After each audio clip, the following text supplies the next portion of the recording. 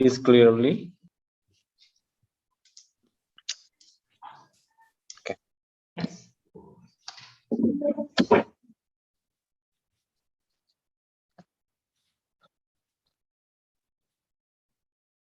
Shalom, Assalamualaikum warahmatullahi wabarakatuh.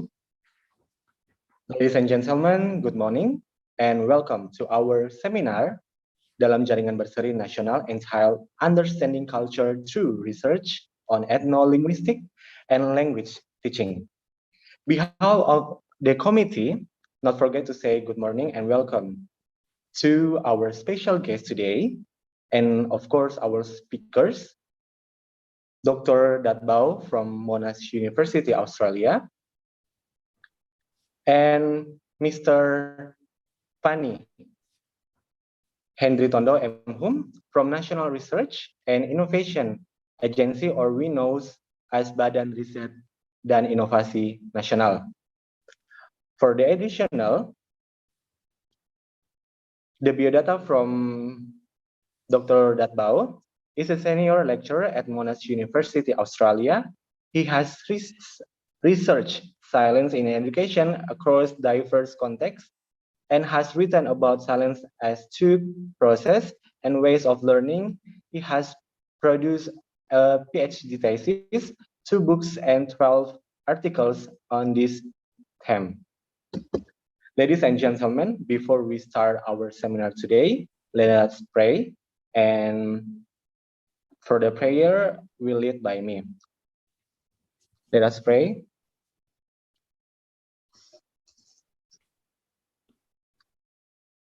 Our Father in heaven, thank you so much for your blessing, your love and kind. Right now, we are going to start our activity today, the seminar in this time. We hope you will lead our seminar and it can be run well. In the name of Jesus, we already pray. Amen. Ladies and gentlemen, at this time, we are going to hear the opening speech and will be delivered by the Vice Dean of Academic, Mrs. Maya Waro, MSS, MED, PhD. Okay, good morning, everyone. Thank you very much for attending this webinar. And in this opportunity, as a head of the committee, I will also represent the Dean of the Faculty of Humanities, since he's now on a very important meeting with the rector. So he asked me to represent him in giving an opening speech, as well as to open this seminar. So thank you to each and every one of you for being here with the faculty members, the students, and also the teachers, the committee, in our special webinar, and with the topic Understanding Culture Through Research on Ethnolinguistics and Language Teaching.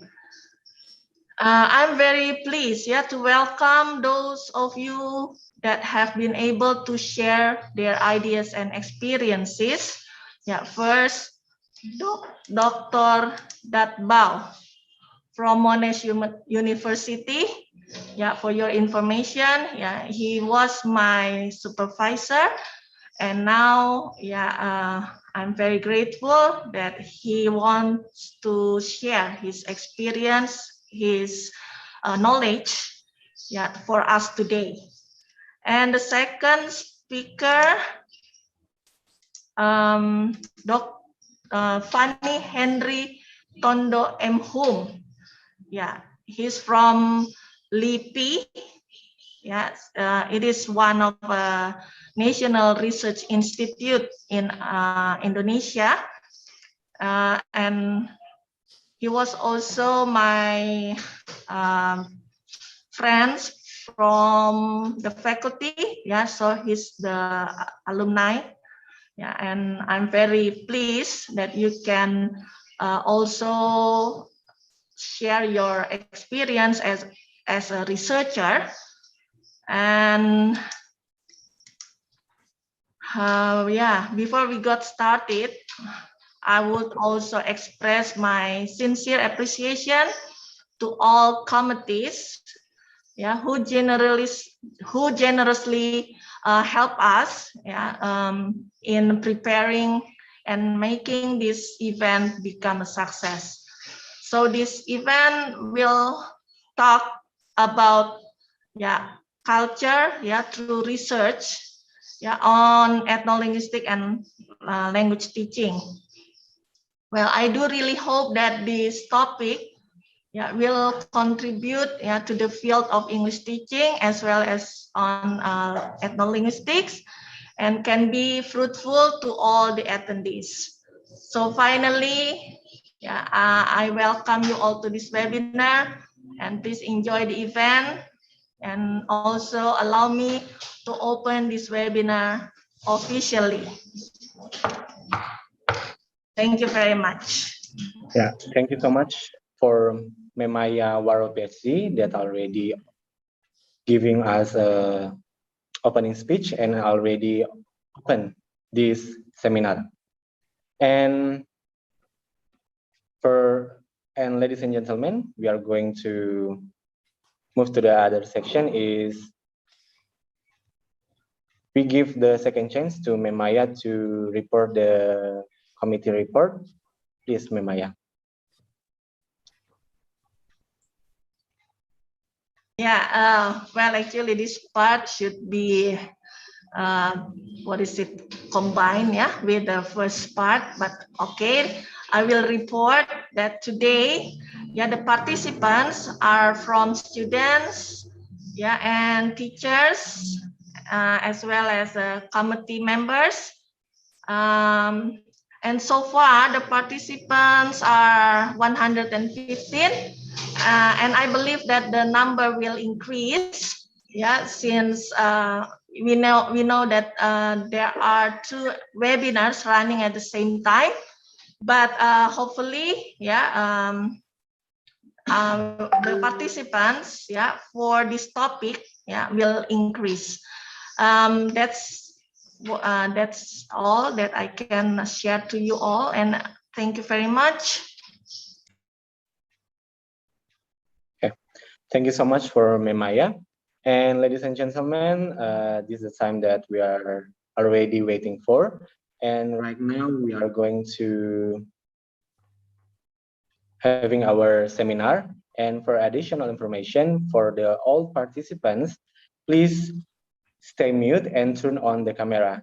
And for the moderator to lead this seminar, we lead by Kevin Robot SIP M Hum. For Kevin, stage is yours. Thank you, Marcelino, for question.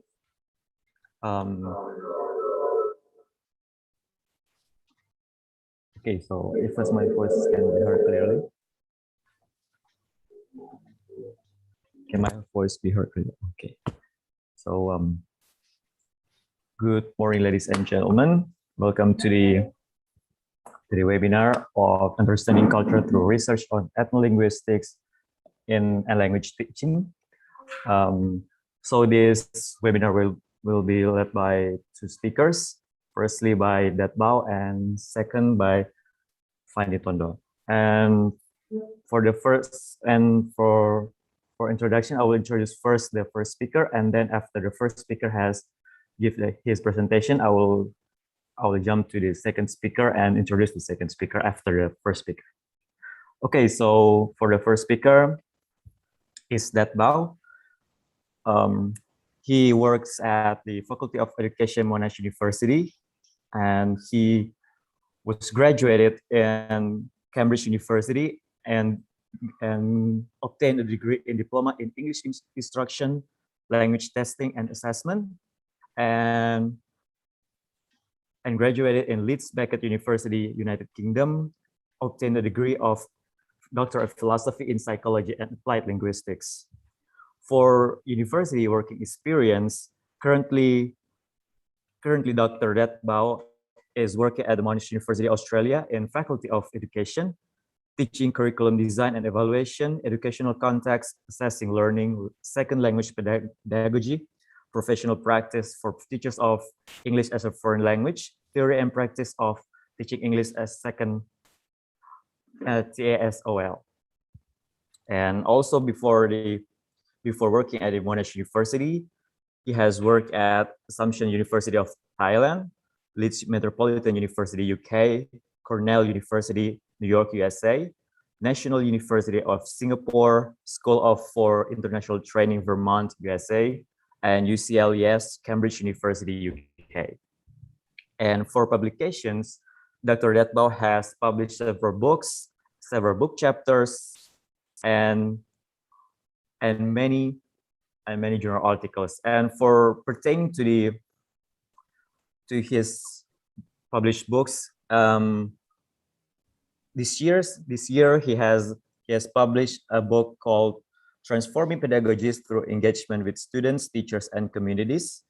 And in the next year, he will publish a book entitled Silence in English Language Pedagogy from Research to Practice, published by Cambridge University Press. And several books that he has published is Ways to Make English More Learnable, Poetry for Education, Classroom Ideas that Inspire Creative Thinking, Understanding Silence and Reticence, Nonverbal Participation in Second Language Acquisition, New Paradigms in Teaching English as a Foreign Language, Success with English, and That's My Baby.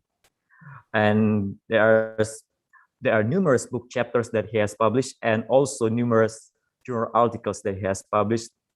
And also he has published in several conferences and some creative publications. And also currently he is an editor-in-chief of a journal entitled Journal of Silence Studies in Education, which is the world's first academic periodical that addresses the theme of silence in teaching and learning. It welcomes discourse and research articles in theory and practice from practitioners and scholars in education and from various disciplines with implications for education. And for the journal that can be accessed in the website called jsse.ascee.org.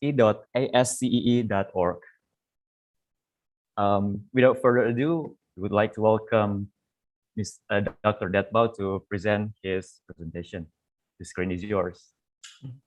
Thank you very much, Kevin. Thank you for your very kind introduction. I'm very honored today to be here. I imagine I'm in Manado right now. Actually, I've been to Manado before, giving a seminar, and then this is my third time. The second time was online. I'm gonna start sharing my PowerPoint. So yeah, so if you allow me to move to, yeah, thank you, Kevin. Very kind of you. One of the most important area of research that I've been pursuing for a number of years is silence. Yep. So the topic today I'm sharing is silent learning with a focus on learning among Australian and students from East Asia.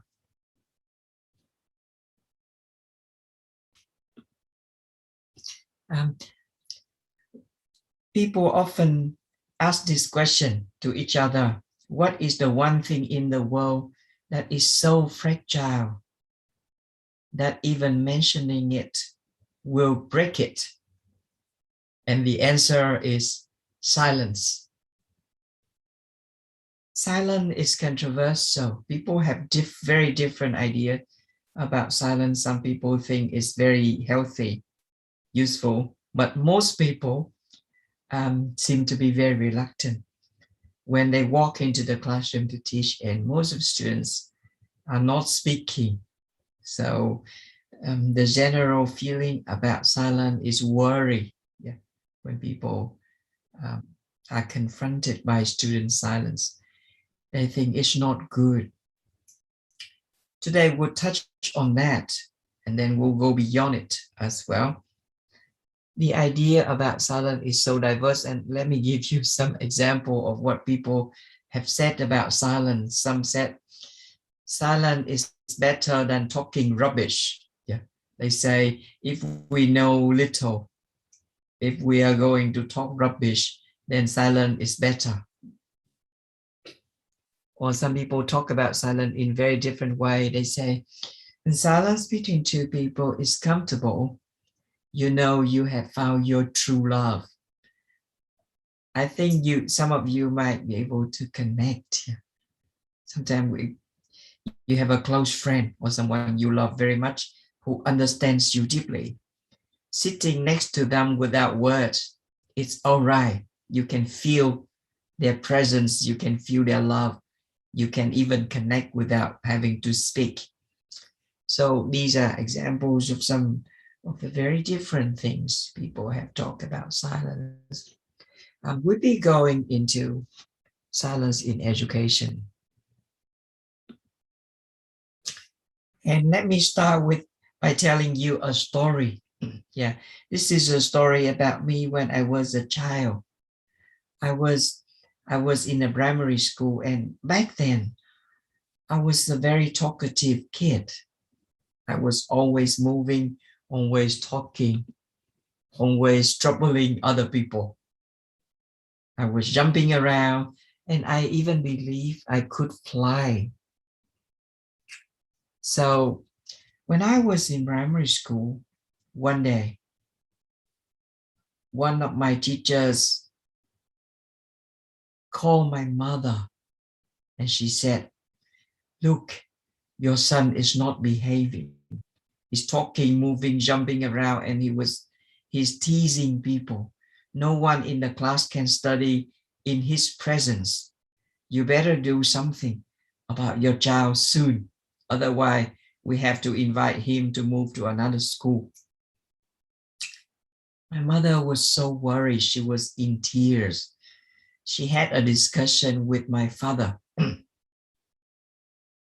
wondering how they could discipline me. Maybe you can imagine what they did in your own way, but let me share with you the story of how my parents sent me to a temple. Yeah. It was a Zen temple where kids study meditation, and when they do this, yeah, they're not supposed to speak. Speaking is breaking the rule. So from a very highly verbal child, I was conditioned for many years to keep quiet.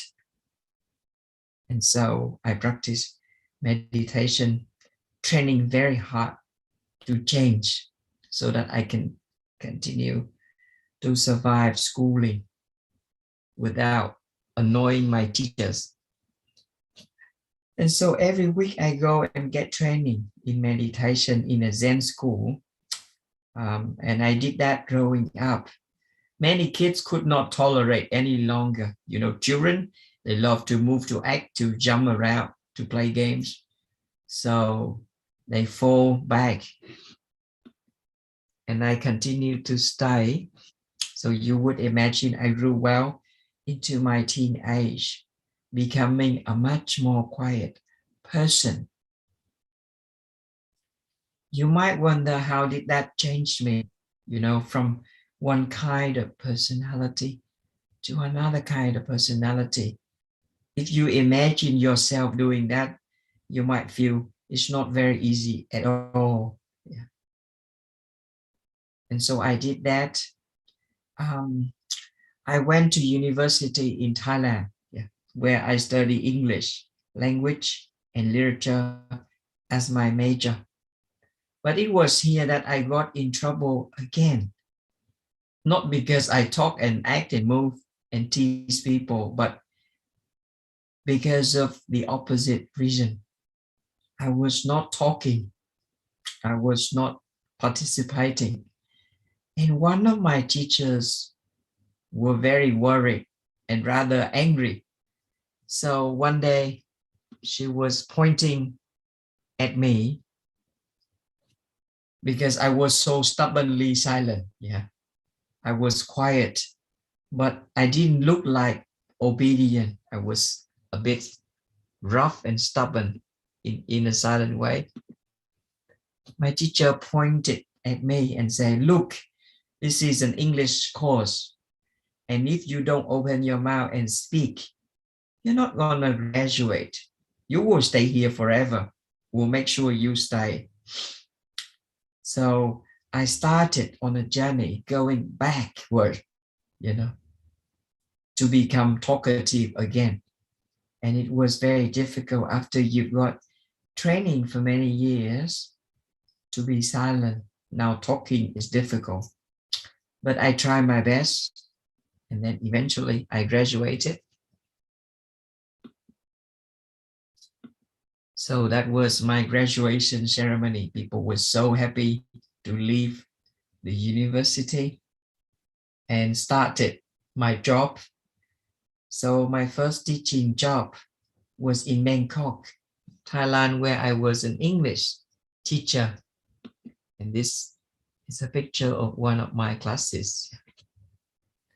Now, one thing that struck me about this class is that my students were very, very quiet. No matter how hard I tried to involve them in classroom conversation, they wouldn't speak to me. They just keep looking at their notebooks and take notes and look down. Very difficult. And so up to this point, my mind was going crazy. I thought about what was happening to me. From a talkative child, I was forced for many years to become quiet. And then from a quiet student, I was forced for many years to become verbal again.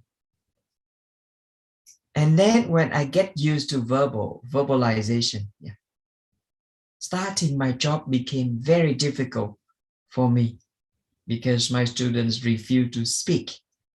So up to this point in my life, I've moved from talk into silence. And then I moved from silence to talk. And now my students force me to move back into silence. And I realized my life was so difficult as a student, I started asking myself, are we not allowed to be ourselves, behaving and learning in the way we like? How come the system always tries to bend us against our will? So that was my big question. But I couldn't answer this question. I couldn't figure out why the system make people change against their feeling and comfort. And so I thought, I want to find out, but how to find out? It was very difficult for me. I still don't know the answer. I read books, I ask people, but no one could give me the answer. I need to know what happened in the learning journey. When someone decided to change behavior, does that have a negative or positive impact on them? I feel it had a very difficult impact on me, but I couldn't explain. And so I thought one day, if I had the opportunity, I would research on this to see what is more valuable, silent learning or verbal learning, or both. And another question I had was, should students be allowed to be natural? If they are a talkative student, let them be talkative. If they are a quiet student, allow them to be quiet. Or should we change them? Should we force them to suit the system? That was my big question. And it was not until I started my graduate study program that I had the condition to learn about how to do research. Up to that point, this topic was my passion. And I often advise my students when they study, when they want to explore a topic or research a theme, I say, make sure that's a topic you love or something that bothers you, without which you cannot sleep. Then that's a good topic. You will be successful if you follow a course of study or a topic of research with all your heart. So that was my advice for my student, which I practice. Yeah.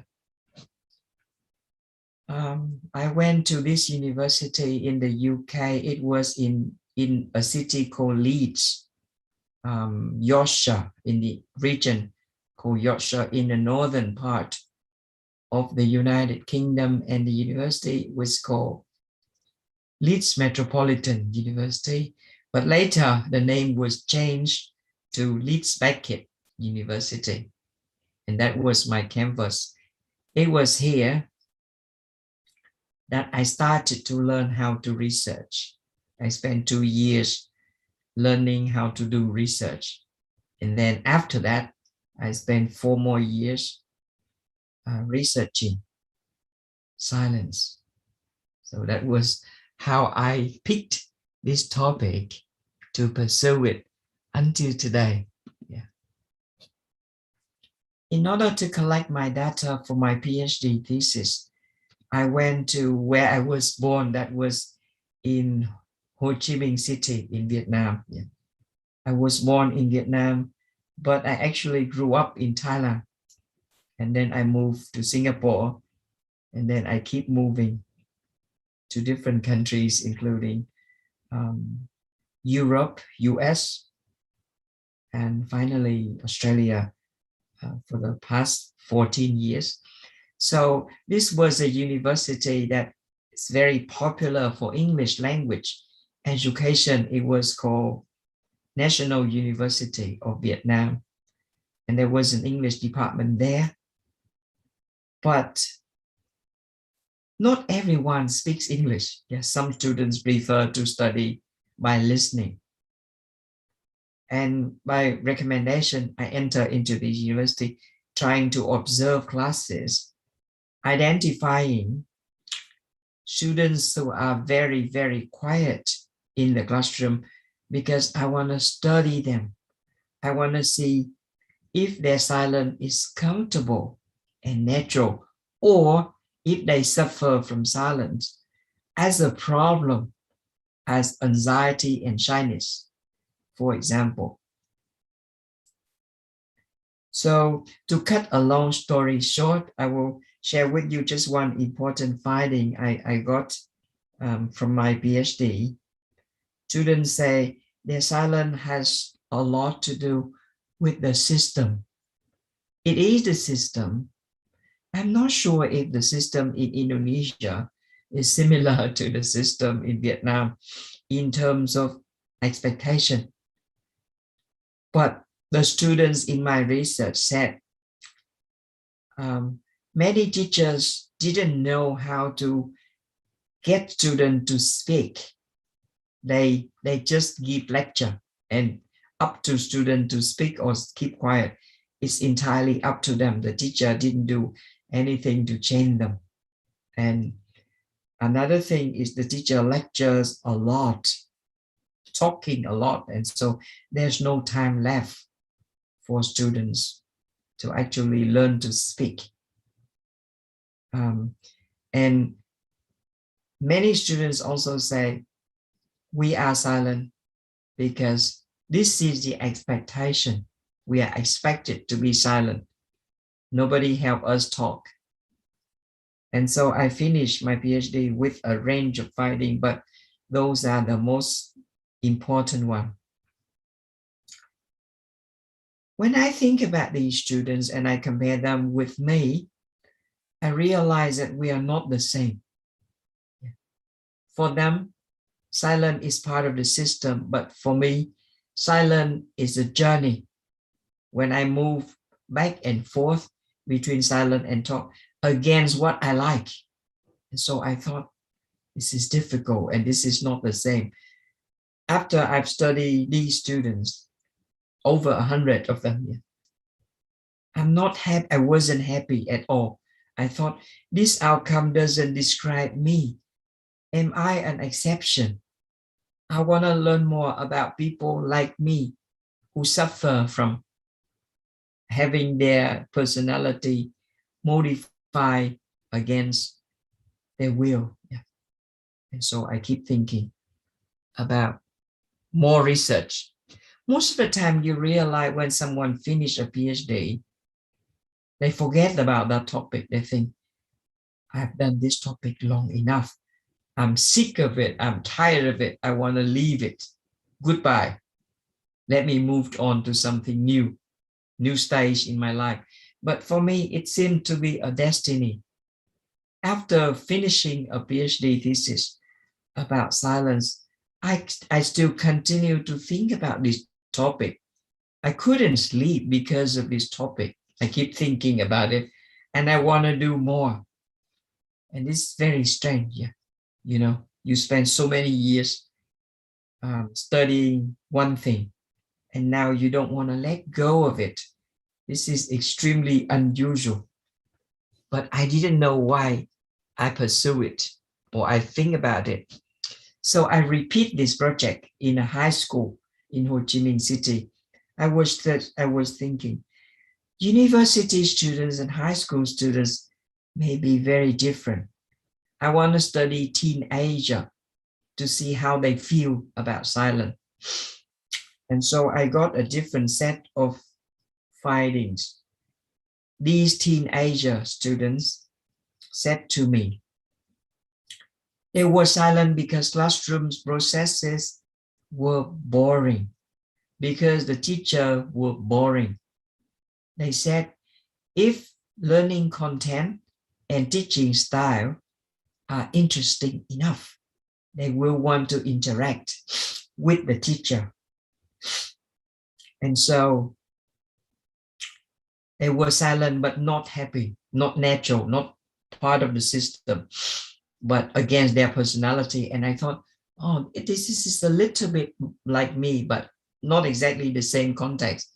But they're also uncomfortable with silence. They were forced to be silent because they didn't enjoy the pedagogy and the learning atmosphere. And I thought, two different projects I've conducted so far produce two different outcomes. And I thought that's interesting. People are not the same when you move to a different context. The meaning of silence change. And I thought, wow, I didn't know this. So I didn't give up this topic. I thought I haven't finished. I need to learn more. And this is a very strange thing happening to me. I wasn't tired of my topic. In 2007, that was 14 years ago, I got a job at Monash University in Melbourne, Australia, and this is the building I used to teach in when I first came to Australia. I thought I could forget about silence for the moment and move on with other topics, but again, I noticed that in some of my classes, this is a picture of one of my classes. Yeah, I was teaching third year Australian students. And I was not teaching English. I was teaching education, yeah, training these students to become teacher for Australia. I noticed that in every of my class, there are always students who are very silent, a few who don't talk much, or some even never talk at all. You know, when you think about Asian students, yeah, and Western students, we tend to think Asian students are passive and Western students are active. They talk a lot. But what I witnessed in Australia is not like that. Many Asian students are quiet, and many Anglo-white Australian students were also quiet. And that was interesting. So I decided to study Australian silence. I thought, these individuals, they are very quiet. Are they forced to be silent? No. I don't think many Western teachers force students to be silent. Doesn't look right. But why are they silent? Do they choose to be silent? If they choose to be silent, what's the reason? Is it personality? Is it boredom? Is it shyness? Is it anger? I have no idea. And I was so interested in trying to discover why my white students are quiet. And so I conducted a project. I identified 10 very quiet students who are Australians. Yeah. And I follow them. I interview them. To cut a long story short, I'm sharing with you what they told me. Yeah.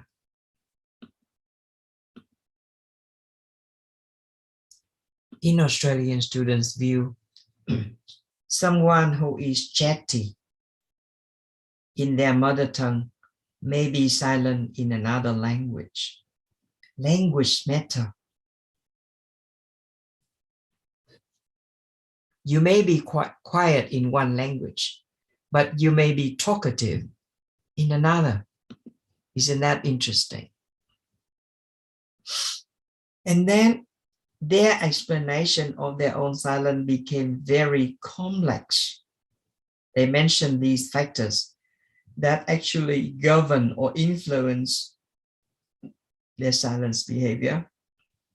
They said, could be culture of the classroom, could be relationship with classmates, could be their own personality, could be their mood of the day, could be the content of the lesson, could be the way the teacher receive their participation that decide whether they continue to talk or keep more quiet. And then inspiration of the lesson, of the teacher, and then the challenge level of the lesson. All of these factors happening every minute that affects how much students decide to speak or keep silent.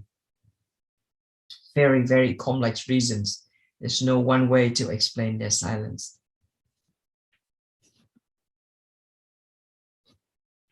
Up to this point, I've conducted 3 projects on silence. I use the same model, the same structure, the same design, the same questions. But 3 projects gave me 3 totally different sets of findings. The meaning of silence changes every time I move to a new project. And I thought, that's interesting. Every group or individual will be silent in a different way. Many of us tend to think, well, our students in the class are silent because they are shy, because they are passive. So make them speak. All shy and passive. Let's help them. But 3 of my project didn't say that. 3 of my project says 3 different things. And I thought, how come silence can be so diverse, so different from one person to another, from one group to another? And that aroused curiosity in me. I decided not to stop. I decided to continue this journey. And I wish my life would be long enough so I would travel to a new country and study silence in that country. I don't know how many countries there are in the world, maybe over 300. And I would have to conduct 300 projects to find out 300 reasons for silence. I don't think I live long enough to do this, but I tried. Yeah. I'm interested. That's my passion. I don't feel I'm working or I'm working hard. I just feel I'm having fun. And I read into books about silence, written from the classic to the modern academic books. A lot of scholars try to explain silence in this way. They say in a lot of society, in some societies, especially in Confucius-based society, such as in East Asia, China, Korea, Japan, Mongolia, in some of these countries, the teaching was about being modest and being quiet. So these students grow up not being used to talking a lot spontaneously in the classroom. They are trained to be quiet. And so in these classrooms, those are the reasons, cultural reasons, social cultural reasons. And when these students go overseas to studies, say in North America, Europe, and Australia, they continue to bring with them this kind of behavior. And so if there are many students like them in the class, the classroom atmosphere becomes very, very quiet. So that is the major explanation I found in many academic articles about silence, even until now. So I read those articles published in the 1990s until very recently, until this year. They still talk the same thing for 30 years. Many articles say this. But I don't feel I agree. That was not my findings. Out of the 3 projects, none of the projects said these things at all. And I just felt puzzled. I thought, okay, if you say East Asian students are by nature silent, I want to study them to see if this is true. So I decided to study East Asian student next.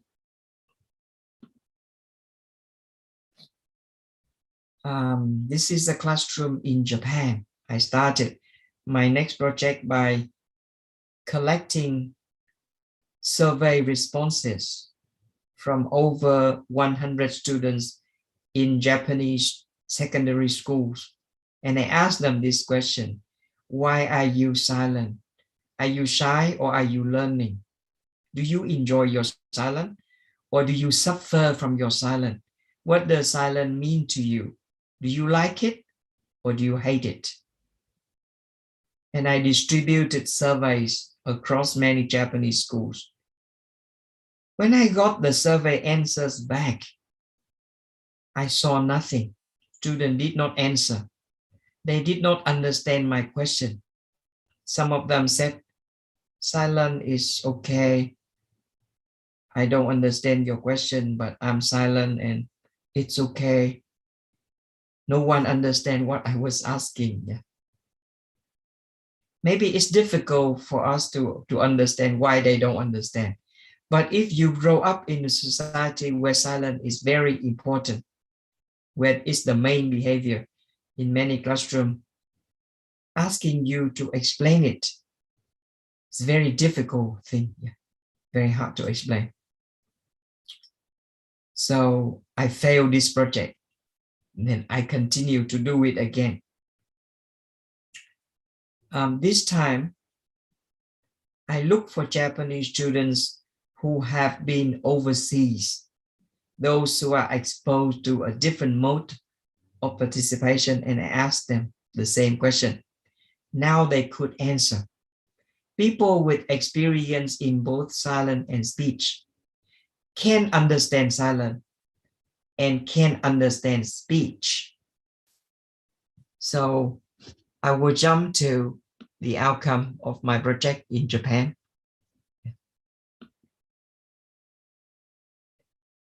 In Japanese students' views, silence is responsibility. In a classroom, you have responsibility towards your own learning, as much as you have responsibility towards the learning of other. So when you are silent, you give everyone else a chance to learn. Maybe they need silence to think, or maybe they need silence to speak. And so when someone keeps silent, that person helped the learning of other students. That's what they told me. Yeah. And then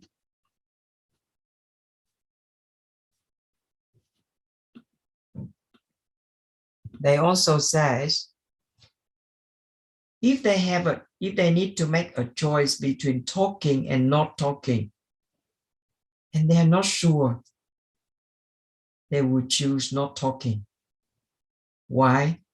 Because they said talk hurts, silence is more safe. They also said listening,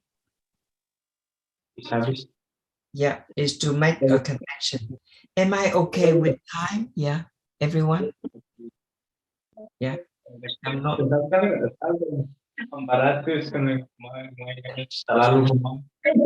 So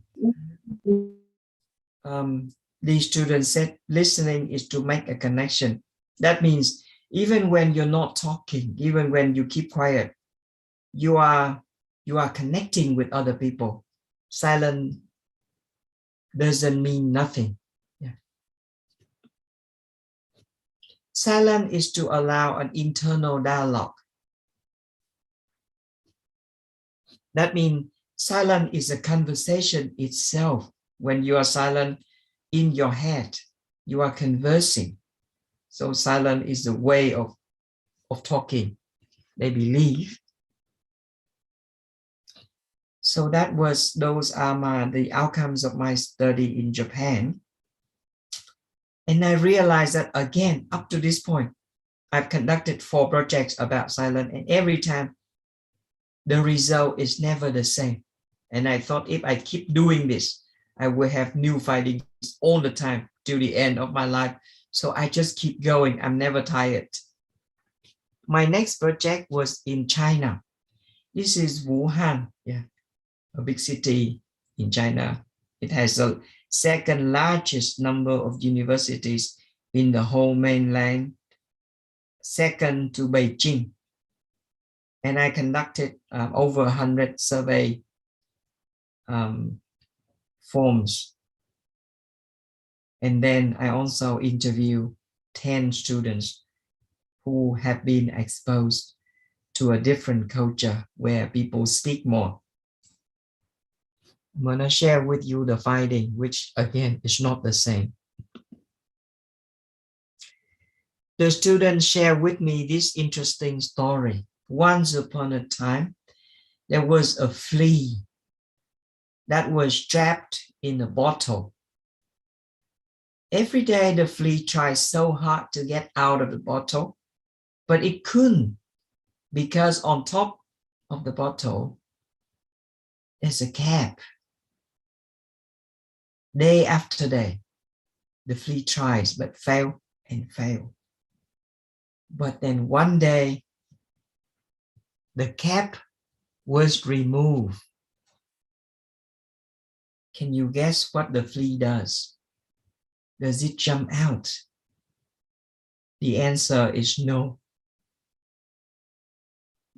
The flea has conditioned to escape, but it refuses to escape.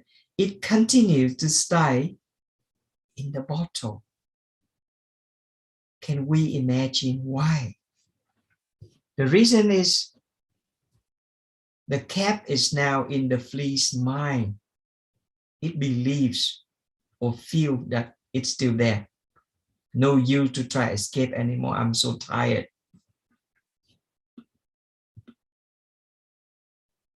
I ask students why they tell me this story. They answer, you know, there's a gap between 2 expectations. When we were in high school, most teachers expected us to keep silent and listen.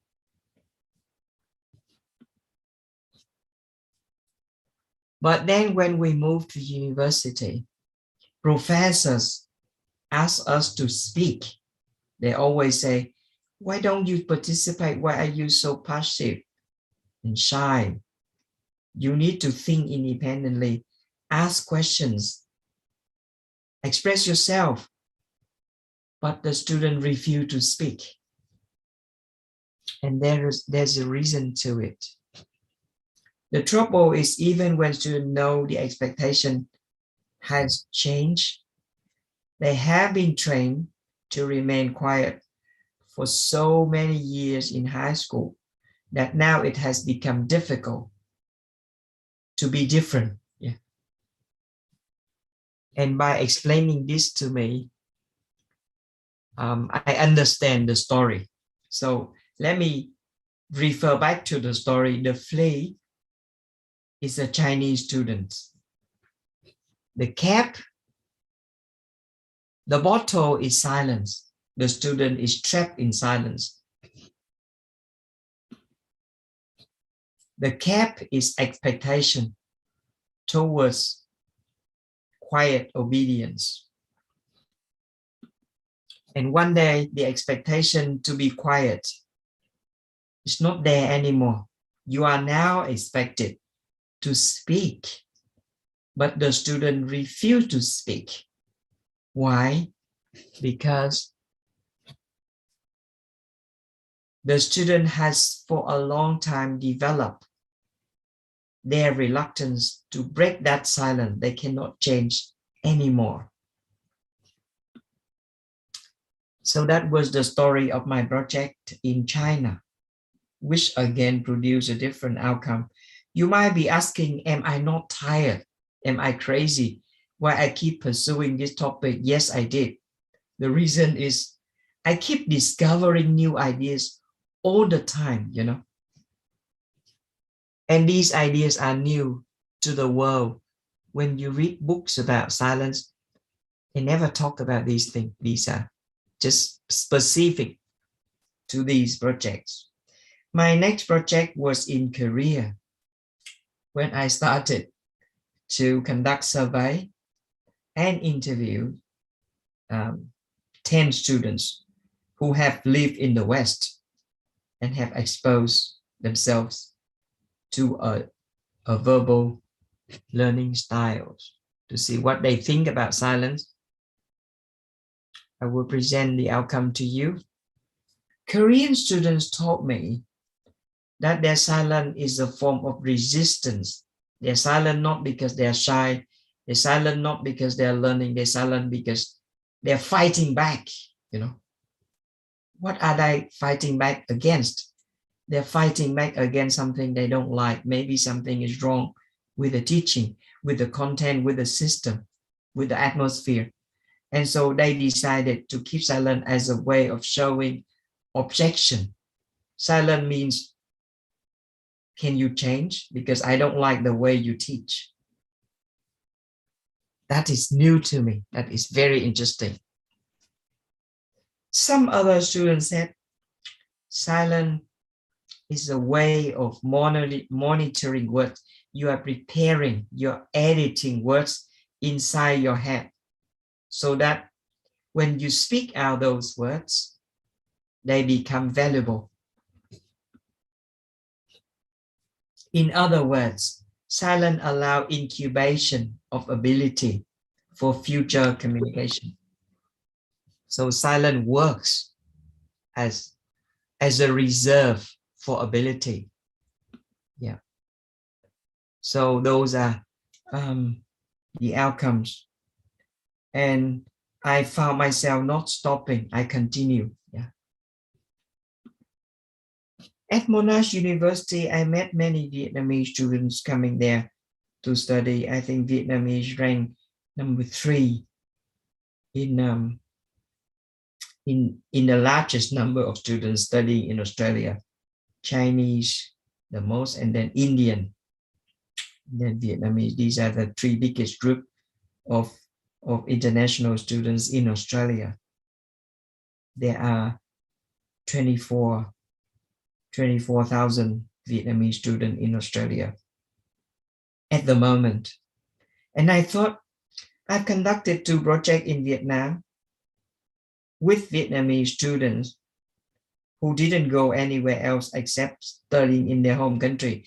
I wanted to see if there's any difference between them and Vietnamese students who have the exposure to verbal learning styles in Australia.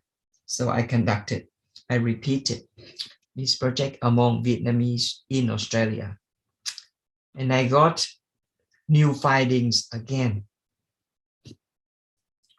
So here is the summary of what they said. They said silence is a choice, not they are suffering from silence, but silence is autonomy. They make a decision to be silent. They choose to be silent. They thought silence is useful. Silence can help improve the quality of talk. So silence is a tool, not just a personality.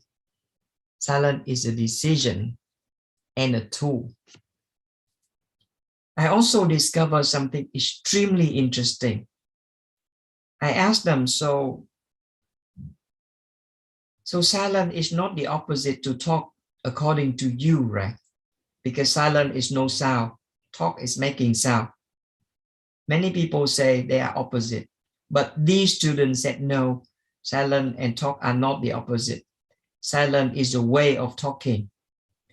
And from their explanation, I constructed this theory. Between silence and talk, there are many things. There are 3 important things. Number 1 is inner speech. Inner speech means you talk quietly in the mind that only you can hear, but no one else can. Inner speech. So inner speech is a little bit more than silence, but not close to talk enough, still very far from talk. And then in the middle between silence and talk, you have this construct called private speech. Private speech is when you whisper to yourself. For example, you drop your key and you say, oh no. Or you forgot where you left your key. So you ask yourself, oh, where did I leave my key? Yeah. So talking quietly to yourself, whispering, is called private speech. And sometimes in a meeting or in a class, you turn to the person next to you and you whisper a little. You say, what time does the talk finish? Yeah. It's not really talk because you're not meaning for it to be heard by everyone. You're trying to aim at one person and that person alone and you whisper. That is called insider speech.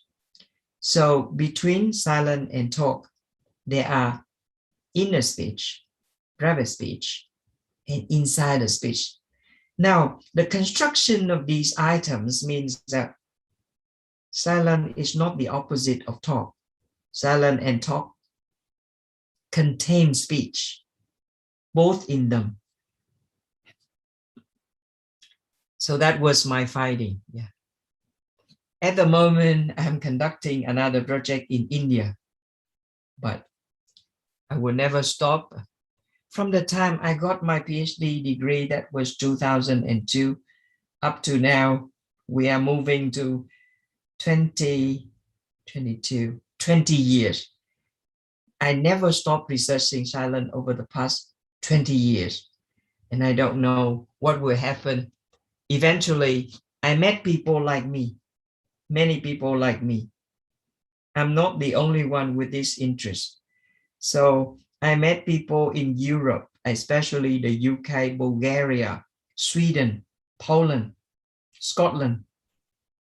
And then I met people in Canada and US who have the same interest in me as mine. And then in Asia, especially in Japan. Yeah. And so I talked with some of these experts, and finally we agree to build a community. We said, this is an interesting area. Why don't we build a community and research together and interact? And then one day we thought of building a journal so that we can invite people to write about silence in their own way, including writing about silence in their life, how they feel about it, how they use it, how they struggle with it, how they love or hate it. And so this journal that you just, Kevin just helped me mention at the introduction, yeah, that was the first journal about silence in the world. And we started to make it public this October. And the first issue will be coming in November. That is in 2 weeks' time, the first issue. And it's open access, it's free. You can go to the website of the journal and read it. Yeah. So the first journal issue is coming out. I think I will let you read the rest of my talk, and there's a bit of a conclusion. Yeah. I think the most interesting conclusion that I can collect after all of these projects is this one. Both talk and silence can be positive and can be negative. Now, when you read into many academic articles, you realize that many scholars tend to say talk is positive because talk helps learning. Talk is social, healthy. Silence is negative because silence is related to anxiety and oppression. Silence is often negative. Talk is often positive. I've seen hundreds of articles saying this, but when I draw a conclusion from my projects, it's not like that. My conclusion from data say both silence and talk can be positive and can be negative. Why? This is the explanation. If reasonable talk keep conversation progressing two ways, then reasonable silence can leave space for thinking and conversation to be created. So this is good silence and good talk. But this is bad silence and bad talk. Yeah. Talk is only good when it makes sense to listeners, and silence is only good when it's employed for ideas. If someone talk too much, talk is negative. If someone keeps silent too long, it's negative, because both of these actions stop people from learning, stop people from sharing and understanding each other. Yeah. So this is the most important conclusion I would like to make from this, from my research. Eventually, you will realize that silence is not independent from talk.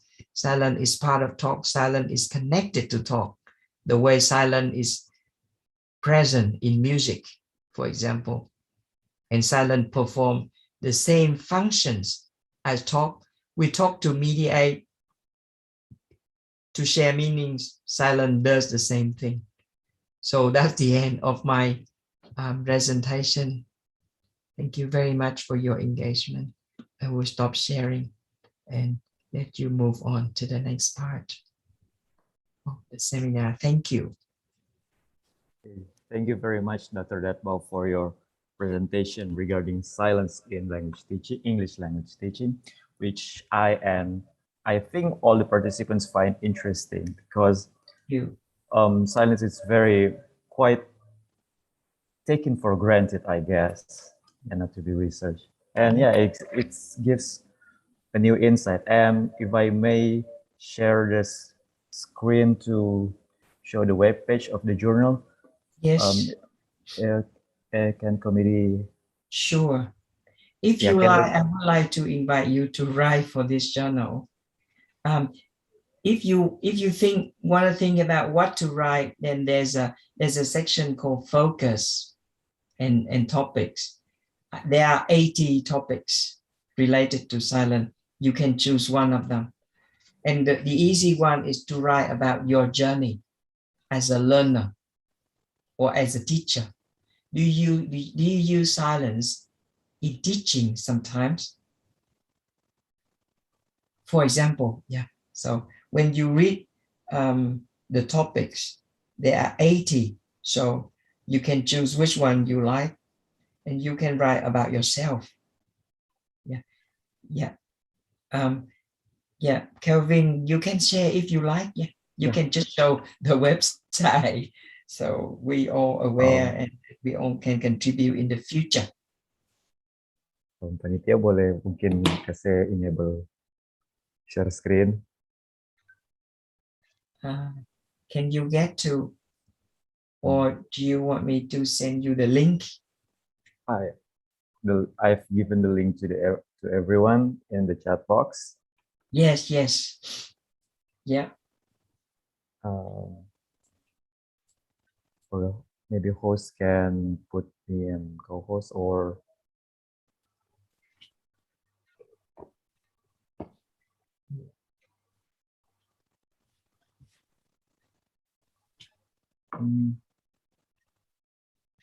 I think there's some technical issue, but I will share after the second speaker if I may, Dr. Bao. Okay, thank you very much. After the second speaker, I will share the web page after the Sure. committee. Okay, so now we will proceed to the second speaker, which will be led by Mr. Fani Henry Tondo, and we'd like to invite now Mr. Fani Henry Tondo to give the presentation. And before he will begin the presentation, I will read his short curriculum vitae. Mr. Fani Henry Tondo, born in Manado, November 23rd, 1973. He is a senior researcher and has expertise in interdisciplinary linguistics, and currently working in the Research Center for Society and Culture, National Research and Innovation Agency. For his background of education or academic qualification, he obtained the degree of Sarjana, which is comparable to BA honors in English Language and Literature, Samratulangi University in Manado. And he obtained the master's degree in linguistics in Samratulangi University. He has research interests in morphology, syntax, sociolinguistics, ethnolinguistics, language policy, endangered languages, documentary linguistics, Austronesian and Papuan Melanesian languages, dialectology, historical linguistics, and linguistic forensics. As for publications, he has published several parts of books and dictionaries, articles in journals, articles in newspapers, and papers in seminars. For the parts of books and dictionary, he has written a Kafua minority language in coastal Alor, East Nusa Tenggara, linguistic features and their role in development in boundary areas.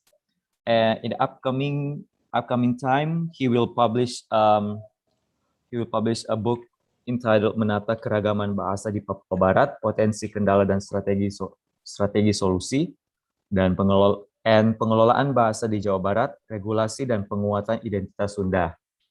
And then he has published a book entitled a parts of books entitled Local Language Maintenance on Multilingual Society in the Midst of Globalization, as a part of book entitled Indonesia, Globalization and Global Village.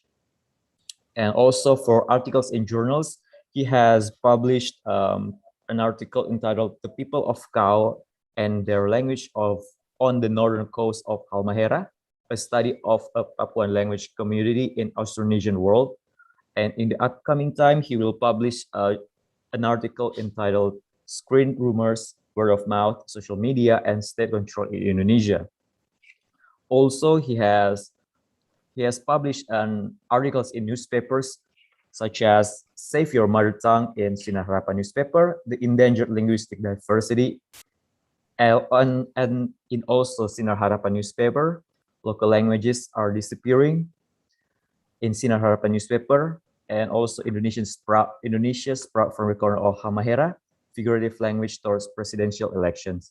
And for the international seminars and conferences, he has published a paper entitled Counterterrorism Strategy in Indonesia, a Language Policy Perspective, a paper that is presented on the International Conference of Islamic Culture and Society, and also languages in the West Papua and the importance of the establishment of a language policy in education. And also variation around Probor village in Alor Island. Okay, that is this the curriculum vitae or short curriculum vitae of Mr. Fanny Henry Tondo as Magister Humaniora, which is our second speaker today. And without further ado, we would like to invite Mr. Fanny Henry Tondo to present his presentation. To Mr. Fanny Tondo, the screen is yours. Okay. Thank you very much, Kevin, for this chance for me presenting my paper. Yeah, or for me, I think this is like telling experience of field researches that I conducted in my work. But I want to thank you, Faculty of Culture, UNTRAD, specifically Dr. Maya and then the Dean that has invited me for this public lecture or webinar. Maybe would you please, I mean the committee, could you please show the slide?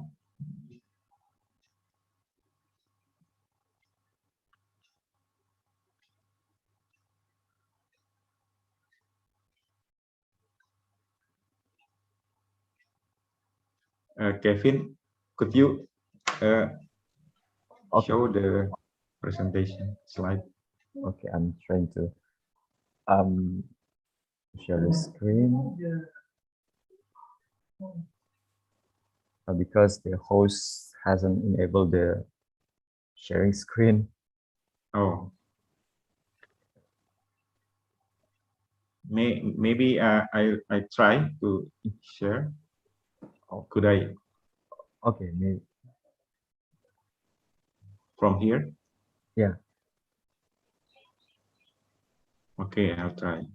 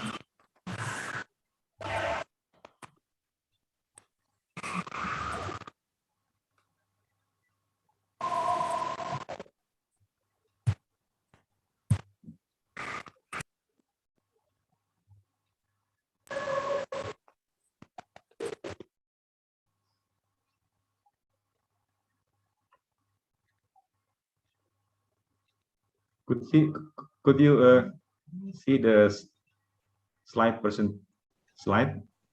Yeah. Kevin? We can see it. Yeah, we can see it clearly. Okay.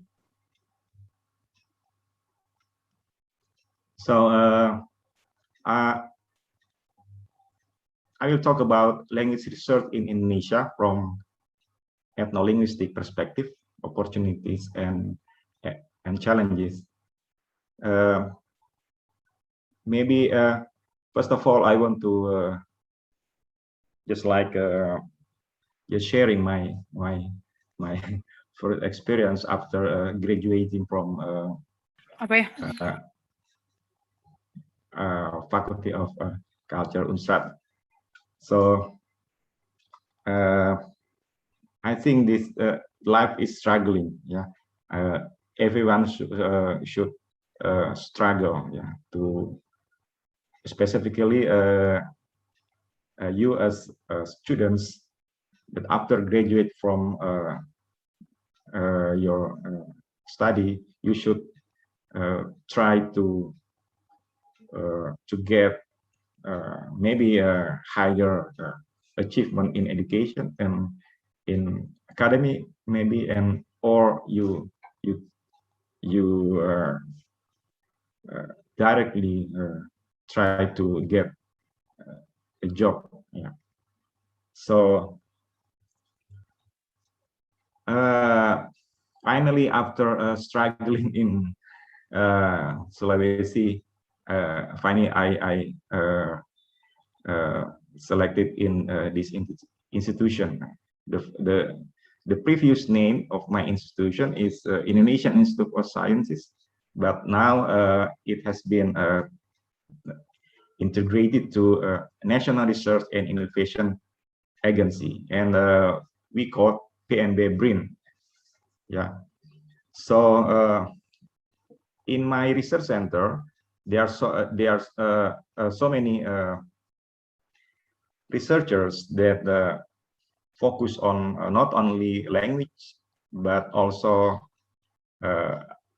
other disciplines like religion and also education and also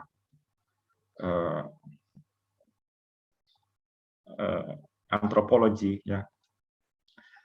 So first of all, talking about language research in Indonesia, yeah. One thing that we have to know is Indonesia is a big country containing yes, hundreds of languages. Could you please next slide? So Indonesia is the placed the second rank, yeah, after Papua New Guinea, yeah, in relation to the number of languages. If Papua New Guinea has about more than 800 languages, Indonesia has about more than 700. So you can imagine the number of languages. Yeah, some of them are Austronesian languages, and then the other languages could be categorized into non-Austronesian languages, or we call Papuan languages. Papuan languages or non-Austronesian languages could be found in some provinces like Papua province, Western Papua province, Maluku, Northern Maluku provinces, and also East Nusa Tenggara provinces. But also we can find some Austronesian languages in that parts as well, specifically on some part of the coast of the regions. And Austronesians could be found in most part of Indonesia, yeah, like Minahasan languages, Java languages. So probably you should know about the difference between the two language family. Austronesian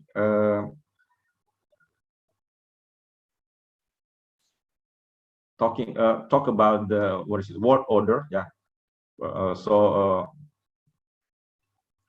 verb comes before object, but non-Austronesian or Papuan languages usually follow the word order. Object comes before verb. So very complicated. Specifically, if we see the languages in Papua, for example, in Arfak language in Western Papua provinces, they are very complicated language. So now next about the existence of various local Malay. We know there are so many local Malay in Indonesia, yeah. And they are all could be find in some provinces, yeah. In Manado, for instance, we know local Manado Malay. In northern Maluku, we call Ternate Malay, and Papua Malay, or Kupang Kupang Malay, Jakarta Malay, Jambi Malay, and so on. Some differences could be identified. For instance, in Manado Malay, for the negation we call Nyanda. In Kupang Malay, Sonde, and Papua Tarada. Maybe some Papuan students know that. And also about the word, for instance, Tape Mama, my mother, yeah. In Manado, we call Manado Malay, we call Tape Mama. Yeah. In Papua,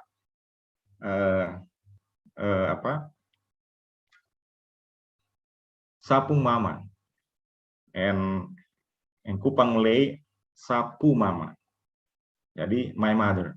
So the existence of local Malay also being the phenomenon of Indonesian linguistics. And also we found that many languages are in the process of loss by extinction due to lack of the number of speakers. Yeah, we know there are three kinds of language disappearance. Yeah, it could be disappearance by extinctions. In this case, the number of speakers reduce or extinct. Yeah. For instance, we can find in some part of regions in Indonesia. Yeah. Some language community we find, yeah, in Eastern Indonesia being in this condition, yeah, like Kao language community, Pagu language community, they are in Halmahera, and also there are also some languages there, and also some in Eastern Nusa Tenggara, and many languages in Papua. Yeah. Next, we talk about the language ideology of the speakers. So this condition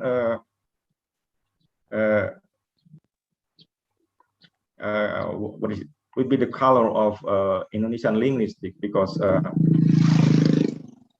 many speakers have their own language ideology. I mean, they have their own reason choosing language they want to speak. They want to speak Indonesian language, maybe. Why? Or they want to speak their own local language or their ethnic language. Yeah. Why? They have their own reasons. But most of them choose the language that has economic impact for them. For instance, they choose to speak bahasa Indonesia, not the ethnic language, because they said that if they speak bahasa Indonesia, it is in relation to the state status, yeah, about the status. So it will be higher than if they only speak in local language. Or some not only bahasa Indonesia but English, because they want to get, of course, better life, yeah, for the family and their the children. And then we talk about lack of language regulations for in many parts of Indonesia. Why many languages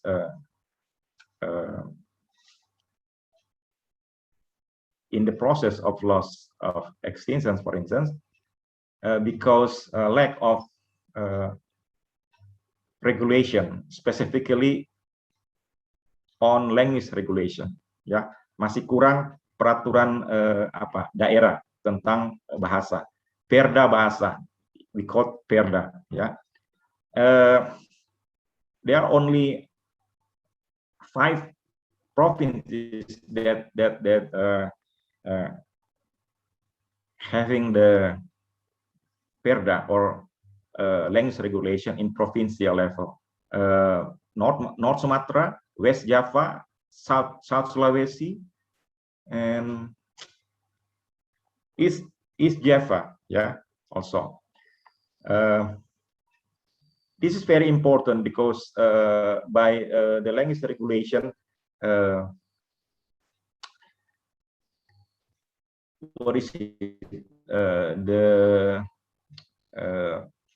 effort to doing or to conduct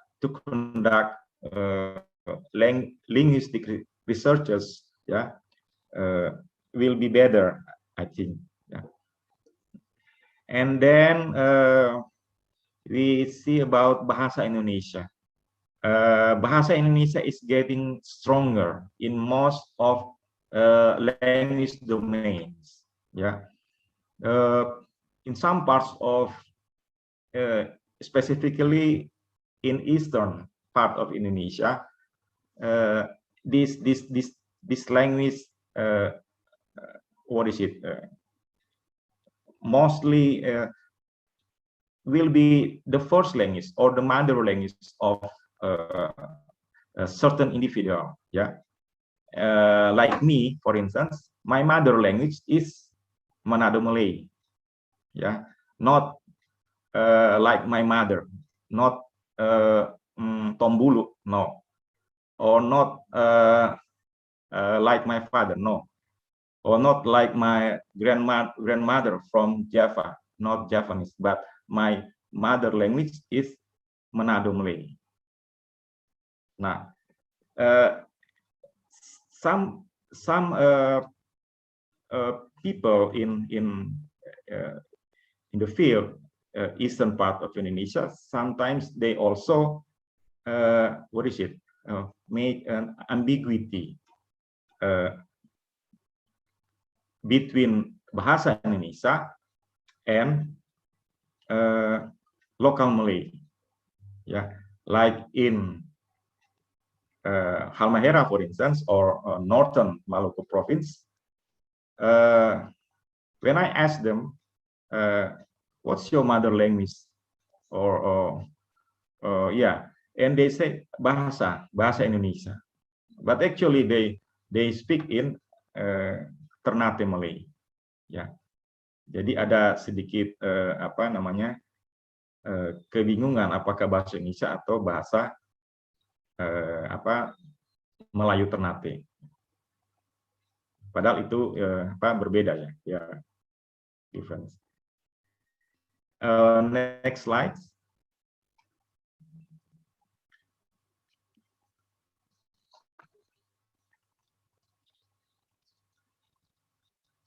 Next slides. Nah, this is the example of language map in Papua. On the left is Western Papua province, and on the right Papuan province. We could see that in Papua there are so many languages there. Yeah, from 700 languages in Indonesia, about almost 40%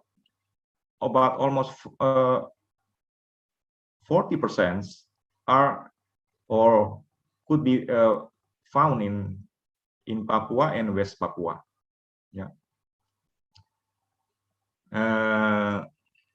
Yeah, when we were in Papua, in Southern Sorong Regency, yeah, on the western Papua province, yeah, it is, what is it? Only in a village, for instance, we could find various languages, ya. Ya, hanya berbeda jalan setapak, ya. Sebelahnya sudah bahasa yang berbeda, ya. We call Yaben, yang satunya Yaben Olympia, ada yang Yaben Gemen, dan seterusnya. Next slide.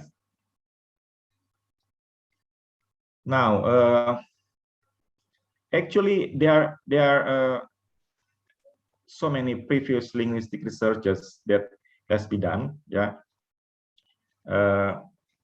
some from Indonesians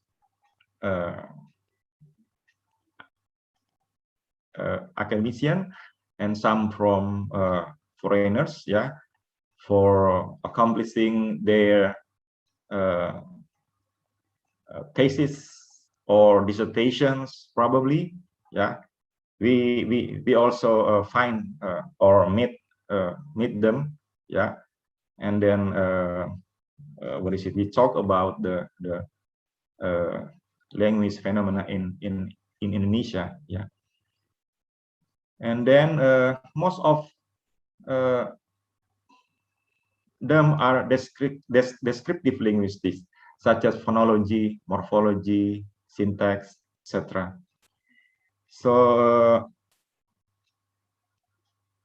I think it is the same as what usually done by Badan Bahasa. Yeah, we know in Indonesia we have Badan Bahasa, ya, itu di bawah under Ministry of Education and Culture and Research, ya. And then Badan Bahasa has so many balai bahasa in every province, ya. Ada setiap provinsi ada balai bahasa. Ya.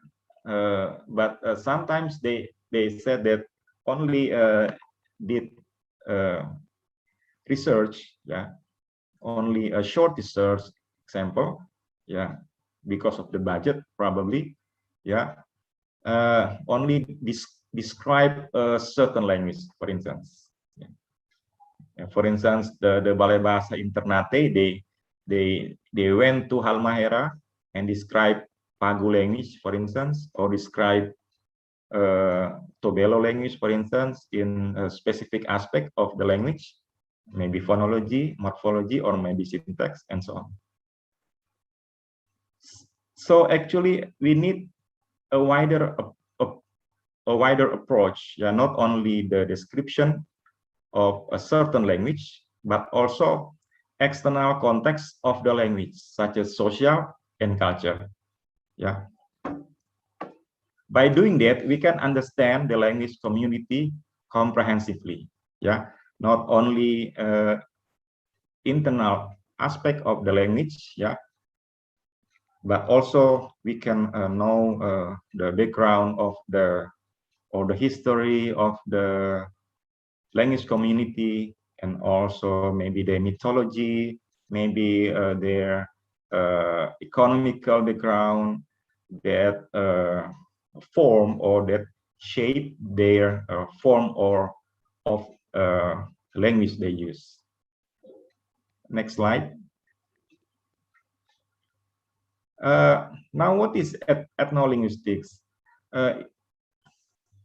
From etymology, we can understand that ethnic plus linguistics. Yeah, linguistics is the scientific study of language. Yeah, so we learn the language, yeah, based on scientific study. Scientific means that you use methodology, you have the technique, yeah, maybe observation, probably interview, depth interview, or focus group discussion, and so on. Ethnolinguistic, or we call cultural linguistics. Ethnolinguistics constitute the area of anthropological linguistics that studies the relation between language and culture. Language is a sign system, expresses shapes, and symbolizes cultural reality. It's from, or according to Krams. We know culture is the way life, including arts. Yeah. So in culture, we can learn the livelihood, religion, about history of the language community, about mythology, and so on. Yeah. So in other words, we try to dig many aspects of the culture, and after that we can study about what is it, the language used, for instance, in the culture aspect, yeah, that we want to dig about that. Okay, next slide. This is the example of two ethnics in Papua. Yeah, Yaden ethnic and Biak ethnic. Yeah, we could find Yaden on the southern part of South Sorong Regency di Kabupaten Sorong Selatan ya. You can go there by boat ya from Sorong about ya kalau dibilang di sana berangkat sore sampai besoknya ya. And then Biak ethnic is from Biak ya island, but Biak ethnic what is it? It is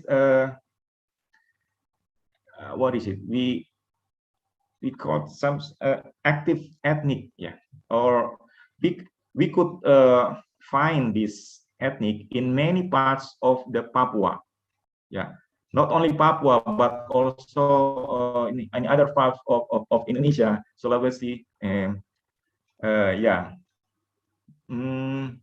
because there's they call mythology, yeah, they try to find out a man that they think that this man will be their what is it? They leader in the future. So that's why in Papua we can see the capital of Western Papua is Manokwari.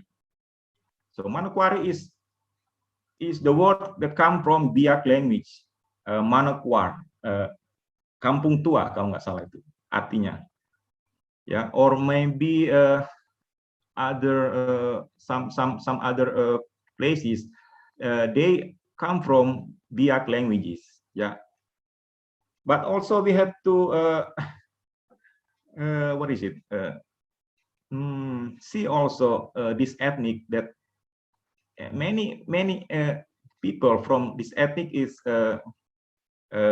play important role in government, both Papua and Western Papua. In many structure, not only government but only in non-government structure. For instance, in Synode KKI or other synode, other churches in Papua, many Biak people also play important role there. Okay, next slide. Now, from cultural perspective, we can, for instance, study on language use in maritime. For instance, what is it?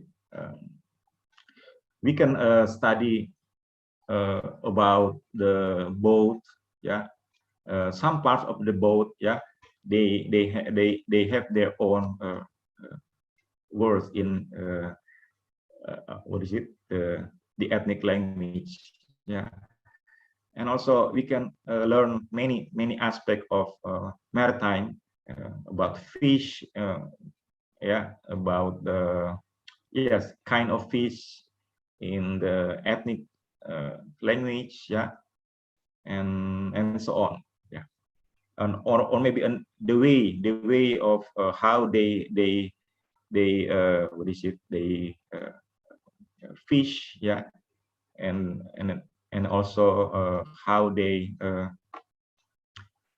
cook the fish, and also how they what is it? What is it?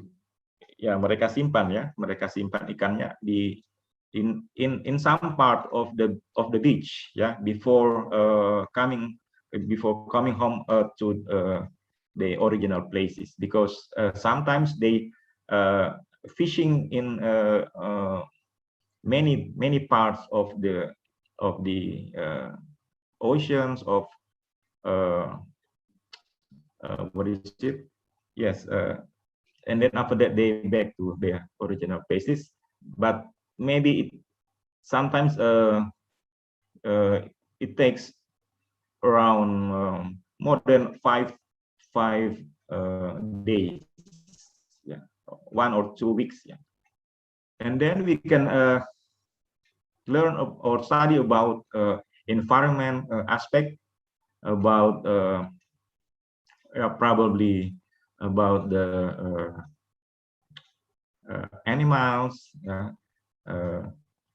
We can see in the picture Cendrawasih. Yeah, Cendrawasih bird is very beautiful. Yeah, and then also in arts. Yeah, Asmat also they and some ethnic in Papua they have their own specific and yes it's very rich, yeah, on value, yeah, on art value. And next slide. And then we can also learn on language use, for instance, in economy, yeah, in neighborhood, in migrations, yeah, for instance. On the left picture, we see there are some children. They are playing there. It is in Kaol village, yeah, northern Halmahera Regency. Itu di Kabupaten Halmahera Utara, and they with their friends, they speak in Kao language, yeah, but only just a little, yeah. Sometimes they change, yeah, to bahasa Indonesia, or they call Ternate Malay. And then on the left, on the bottom, we see economic aspect. Yeah, it is on the beach of Tobelo Beach, and yes, there are some buyers they want to buy a fish, yeah, and then we can study about their language, yeah, which language they use to buy the fish, for instance, yeah, maybe to get cheaper, yeah, a cheaper value, yeah. And then what language that they use in for instance, in other domains, for instance. On the right picture, on the right, we see some men there, including me. It is in northern Kalimantan. It is in Sebatik Island, yeah, near Nunukan Island, almost on the border between Indonesia and Malaysia. We found there some Timor people. So you could see some people from East Nusa Tenggara, from Timor. So they have their own community there before they went to Malaysia, yeah. But they still speak in Timor language. So we see that although they are far from their original base, they still maintain their ethnic language. Next slide. Now, also we can study how the people or the language speaker using I mean in the family domain, for instance. Yeah, on the left it is Pak Rukban. Yeah, it is a Muslim family in Gamkonora, Western Halmahera Regency, Maluku Utara. So in family, he try hard to speak Gamkonora language with their family, specifically with his wife. Yeah. sometimes he speak bahasa, but sometimes he changed to Gamponora language just a little bit his children. And then, for instance, in religion domain, yeah, this church it is Gemih Gereja Masili Injili Halmahera, yeah, Halmahera. Gemi, I forget the name. Bataka, Gemi Ebenezer Bataka. Yeah, actually it is what is it, near the port? Yeah, little a small port that send some coconut to Bitung. Yeah, so in worship they usually speak bahasa Indonesia. Yeah, they usually speak bahasa Indonesia, but in some occasion, for instance, there are some like policy. Yeah, it is also the same as other churches like in Papua and also East Nusa Tenggara, and they call contextual worship. Yeah, they use the ethnic language, but only for a certain occasion, like at a time or harvest, for instance. Next, yeah, this is only reflection from fields. We can also what is it? Bring our or send our result of research to some conferences or seminars. Yeah, on the left it is in Tokyo, and then on the bottom it is when I was in Ternate, seminar of endangered languages in Ternate. And then on the right, on the top, it is in Korea, South Korea, National University of Seoul. And then, yeah, it is in anthropological department. Yeah. And the last one, it is in Fresno University, California, US. And then, yes, that's when I presented on variation in a village in Alor. Yeah. So from a field, yeah, we can identify one aspect, for instance, and then we can send it to some seminars or some conferences. Yeah. And then we can communicate or share our result with other scientists, with other academicians, something like that. So next.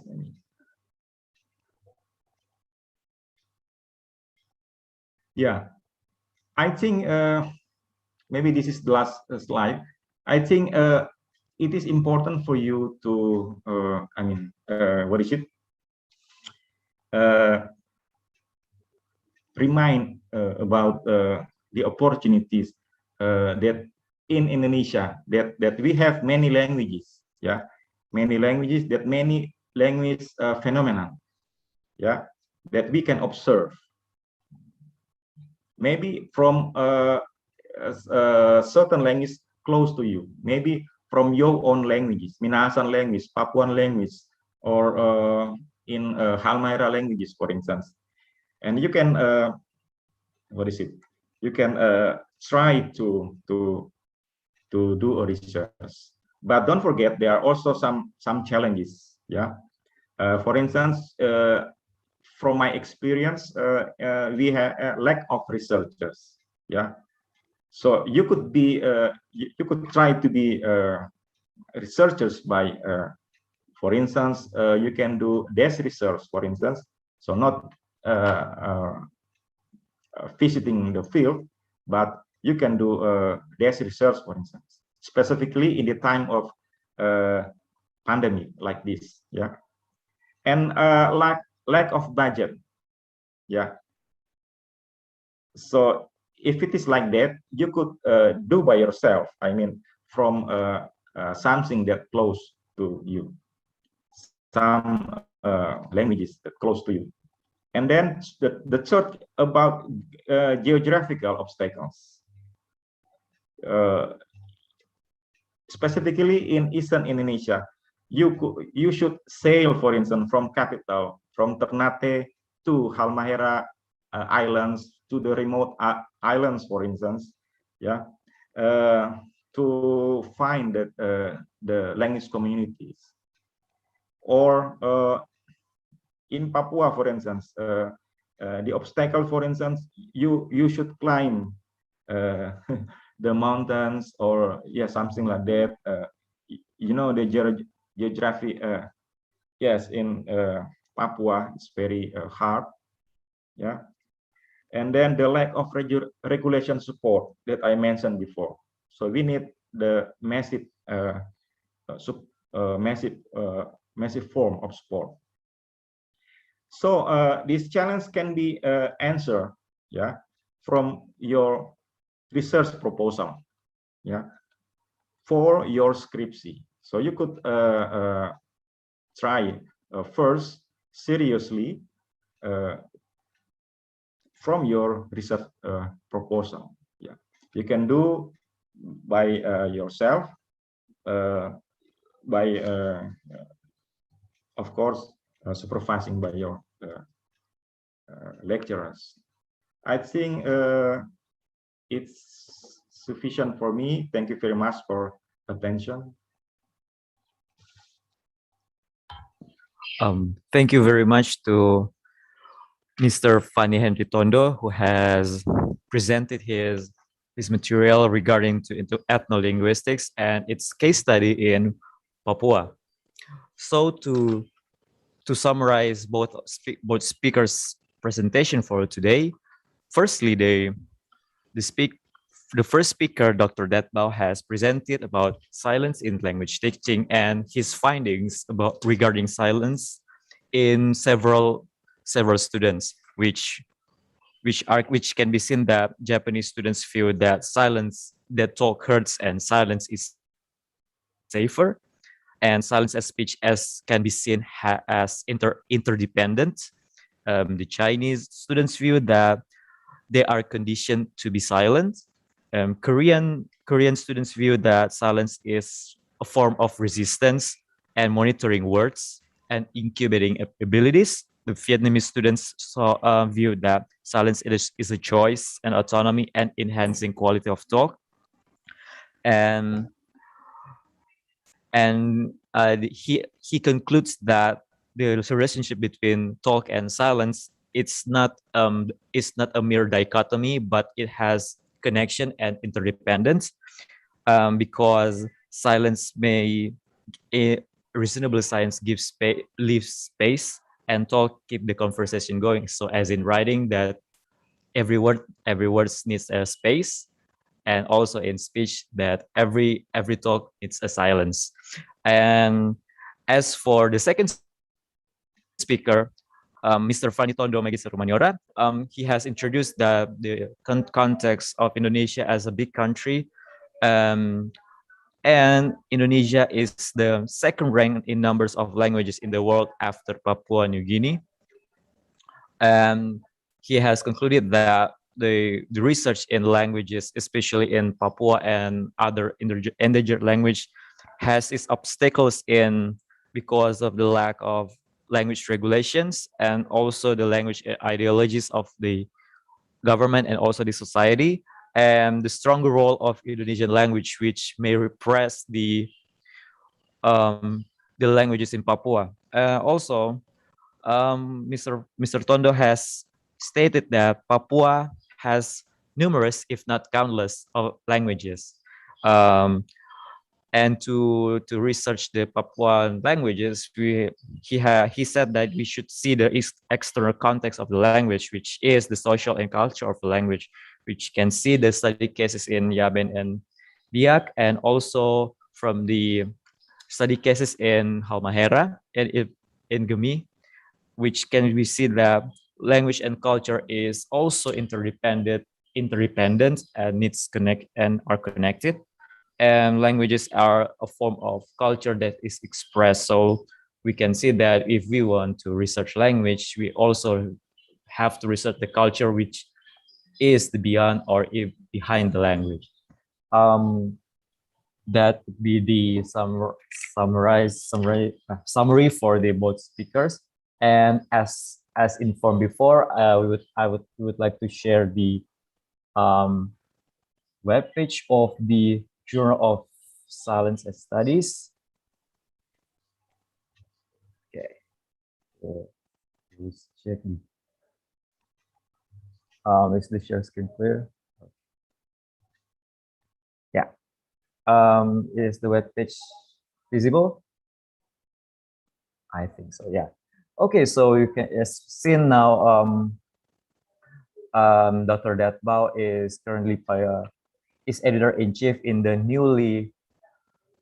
in the new journal called Journal of Silence Studies in Education, which is germane to the discussion of silence is language teaching.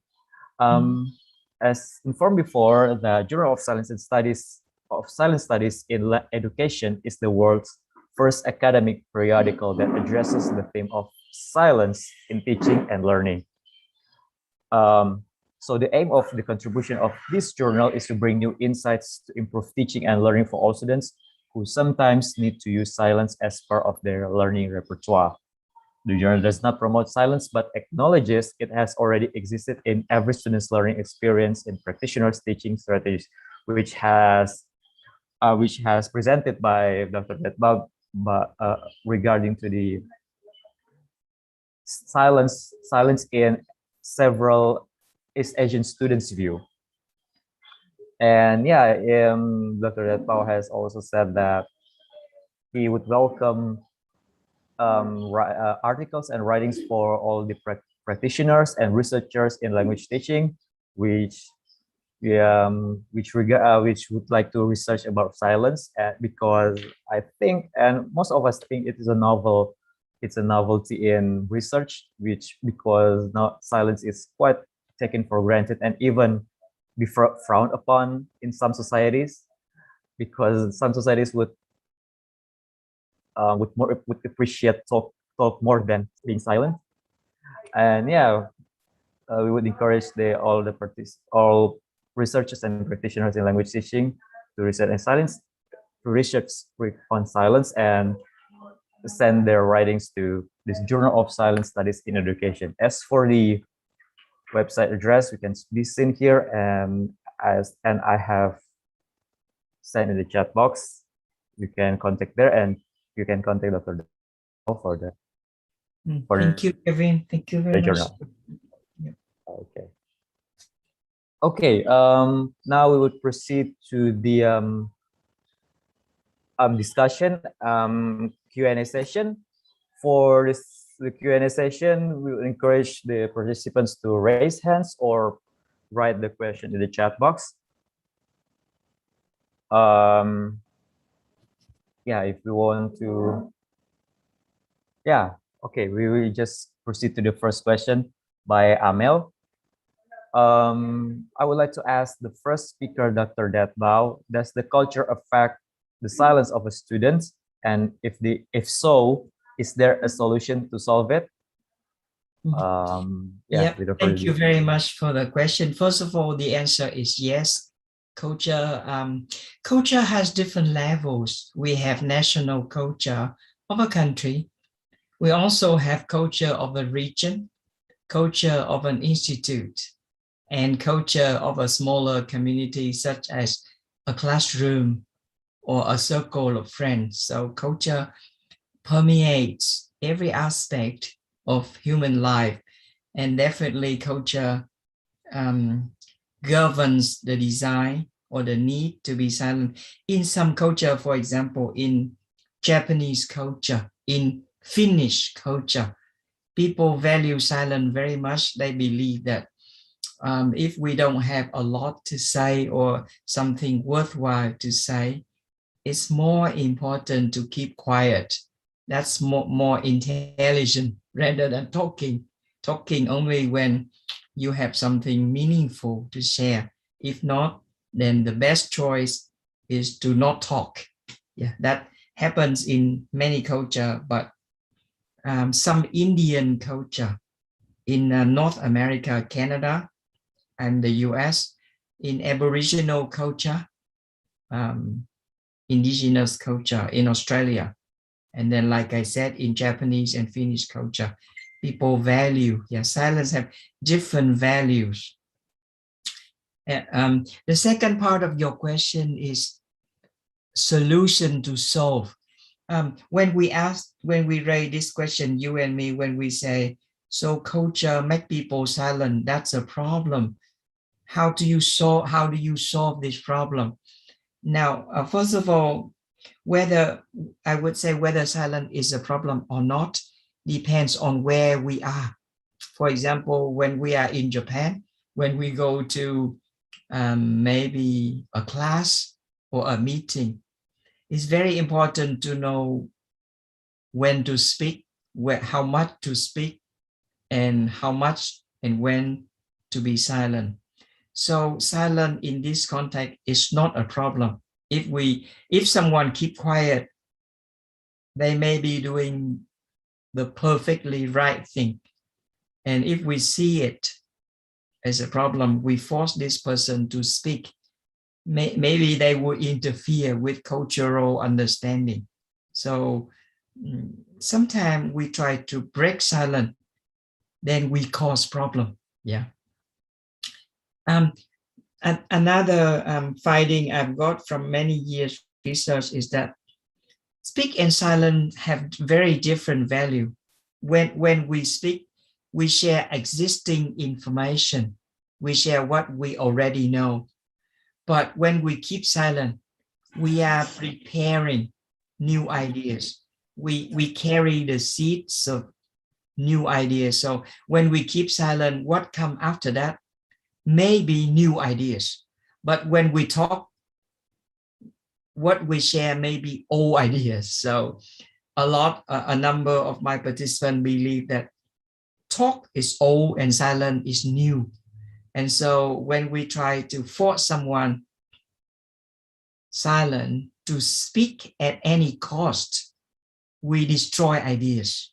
When the person say in deep thought and they are working out something to say, and they need time and they need hard work, and after that they will share something new, exciting, interesting.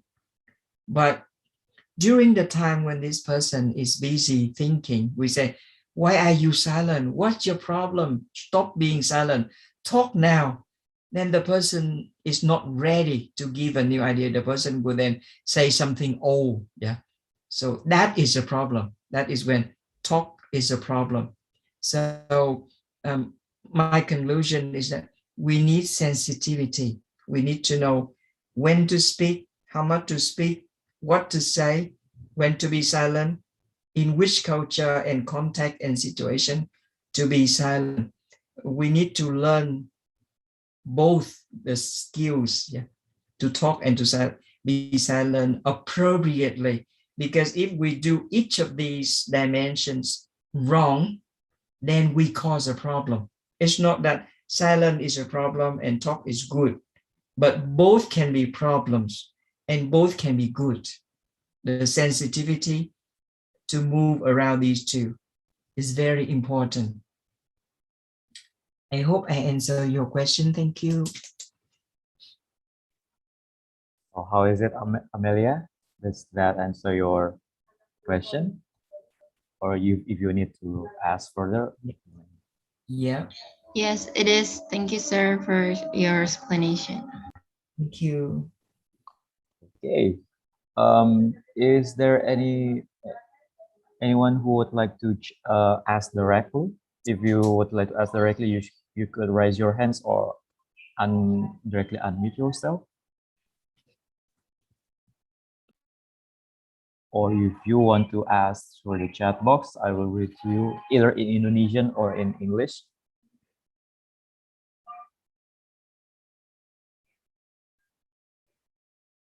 Okay.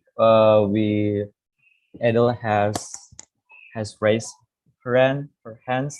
So yeah, you can ask her. Okay. Thank you for the opportunity.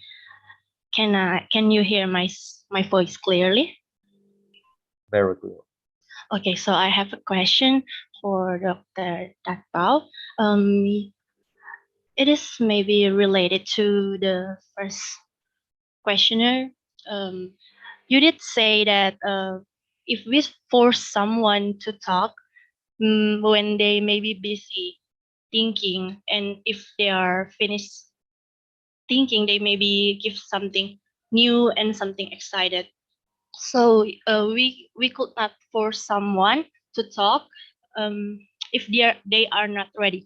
But what how if we find a situation when you can feel that someone is really want to ask or really want to talk something or say their opinion, but you can feel that they are too afraid to talk at that situation. Is it possible to push them to talk, to say their opinion, or we can just wait for them to say it whenever they are ready? And I have one more question, that if the society makes we become quiet, but what if it is not really our personality? Is it will cause something danger regarding ourselves? That is my question. Thank you.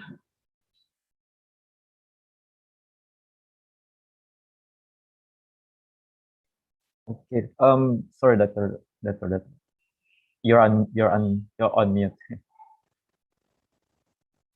To unmute. Yeah, thank you, Graciela, for asking very interesting question. There are different components of the question. I will address them one by one.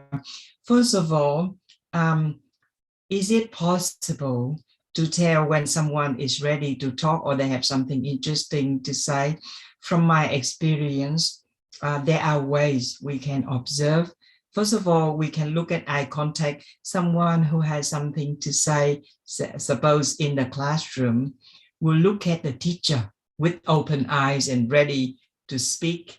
If the person doesn't wish to involve themselves, they will look down, they will look away. But when someone look at you, it means you can invite them to speak to you. That's one thing.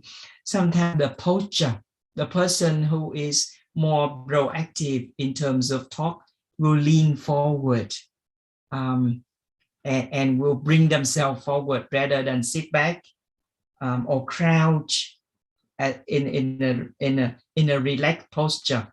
Then maybe the person is not ready to speak. So first of all, we might like to learn to detect signals of interest. The person will show interest through gesture, posture, and eye contact. That's one thing.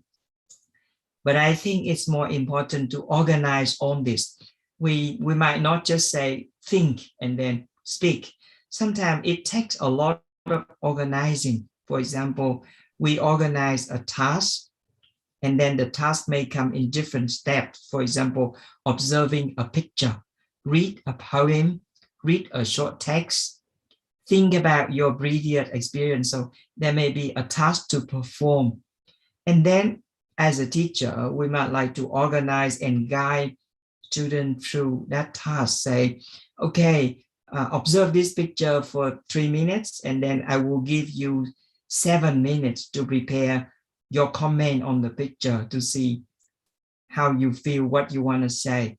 So we give time, we choose the kind of task that requires silence, and then we guide students through by regulation, by instruction.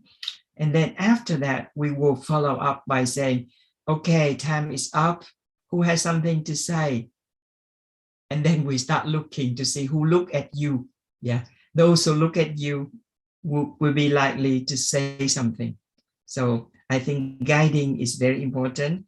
Observing behavior is another important thing. Number 3, for safety, sometime before the students speak directly to you as a teacher, you can organize for them to do group talk or pair talk first. Say, you don't need to tell me, 5 minutes is over, but you can tell the person next to you, or you can form into a group of 3 to share ideas before you tell the whole class. It's okay. So it takes step by step organization and guidance before the students can have the courage or the interest to speak. Your last part of the question was, can we bend someone's personality? Suppose we try to make someone talk, or we try to force someone to be silent against their personality. Is it good or bad? I think it's my immediate answer is not good. Yeah. So people in the in every classroom are very different. Some tend to talk a lot. Some tend to wait and then will talk. Some will never talk. So as a teacher, familiarizing yourself with your classroom culture and individual personality, you might like to take notes of your students, like these students will talk less, these students will talk more, these students will keep quiet but will talk, these students will keep quiet forever, they never like to talk, maybe they will write. Once you learn to keep track of individual and show your respect to their different personality, you're doing a good thing, you're doing a favor to your student, and they will learn comfortably with you. Yeah. Did I answer your question, Grace, Sheila? Yes, thank you so much. Yeah, thank you for asking. Well, thank you for Graciela for the question, and Dr. Detmo has for the answer. And I think, yeah, for what I can get from the silence is the, as you said earlier, about the moderation, because excessive silence would be a hindrance for the learning, but excessive talk would be much more a hindrance in the process and the understanding. And yeah, if there's any other questions, either to the Dr. Datbao or Mr. Panitondo, you can raise your hands and ask directly.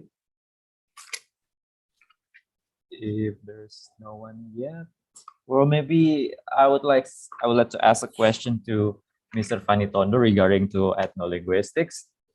You said that ethnolinguistics could be similar to cultural linguistics, and as a form, it constitutes also of anthropological linguistics. So my question is that how can we set the boundaries between the anthropological and the linguistics, so we won't make our research and writing fall into the more anthropological, or even our research has become more of an ethnograph of the ethnic rather than ethnolinguistics research. The main question is how to make boundaries, or what is the boundaries between anthropological linguistics.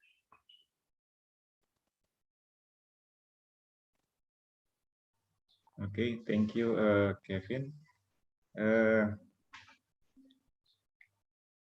If you want to differentiate between, linguistic and what is it, anthropology, yeah, or about study of culture, yeah. So as we know that linguistics is the scientific study of language, yeah, but you could approach that from its internal aspect, yeah, for instance, phonology or morphophonology, yeah, or maybe syntax, yeah, semantics, yeah. You can explore that, yeah, from a certain language, yeah, that sometimes we call descriptive linguistics, yeah. And that what I see in many universities have done, and also Badan Bahasa, yeah. Usually they describe the certain languages, and what my institutions want to differentiate with that. I mean, we what is it? Do not answer the descriptive itself, but we try to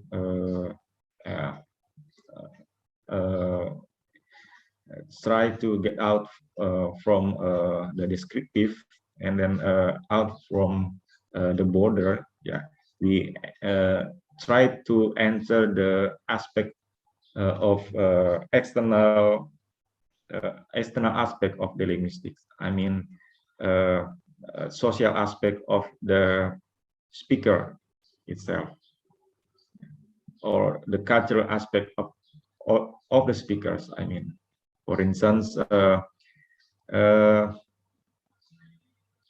we talk about, for instance, on about the religion. Yeah, what kind of language used in the religion of the speaker of the language. Example, in Ingam Konora, it is Muslim people, yeah, and most of the, yes, that's the majority of the people there, and they use in the religion they use of course Arabic, yeah, but among the speakers they use Bahasa, but it's different to other congregation. For instance, in churches, yeah, they use Bahasa, and also in certain, for instance, at the time of harvest, they use they own ethnic language. So for linguistic, we study the, what is it, the internal aspect, yeah. I mean, the descriptive aspect, but in cultural studies, I mean, in cultural linguistic, we elaborate the use of language in one or some aspects of the culture. I think that's all, Kevin. Okay, thank you, Mr. Panitan for the answer. Yes, and yeah, maybe the point is that we have to focus more on the internal or the microlinguistic aspect and the context of culture. Well, thank you, Mr. Pani. Yeah, and we have the last questions here from Felicia Takarendengan. I'd like to ask Dr. Detbau.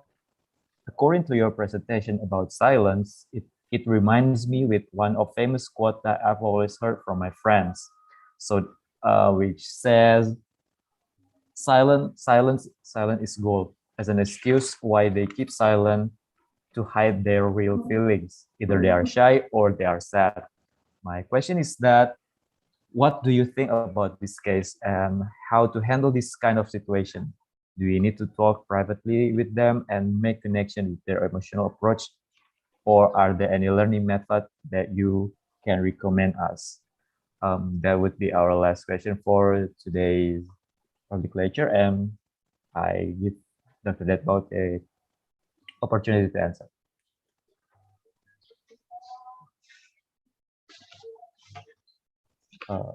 Sorry, doctor. You're still on mute. Thank you, Kevin, and thank you, Felicia, for asking a good question. Some scholars believe that silence is a way, like you said, is a way of hiding ideas, hiding feeling, hiding emotion, becoming invisible, trying to disappear.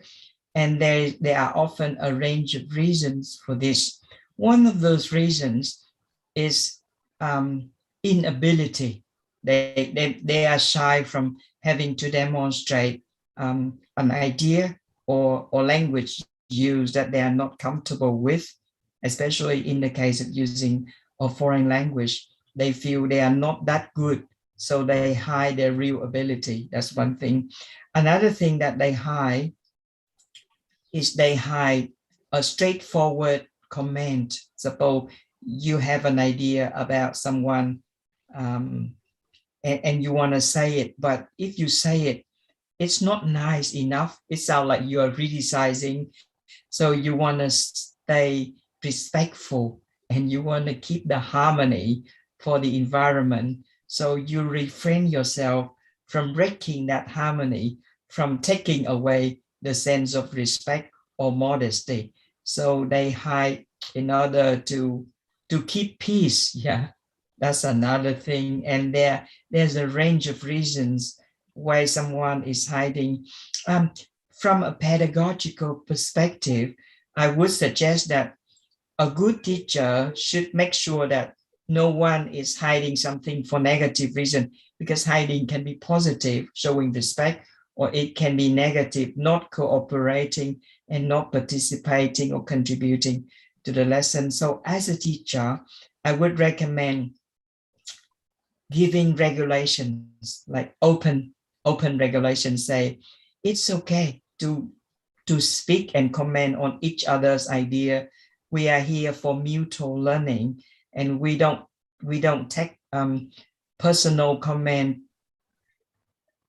personally, So the teacher will open up the forum in the class and say it's okay, we can share.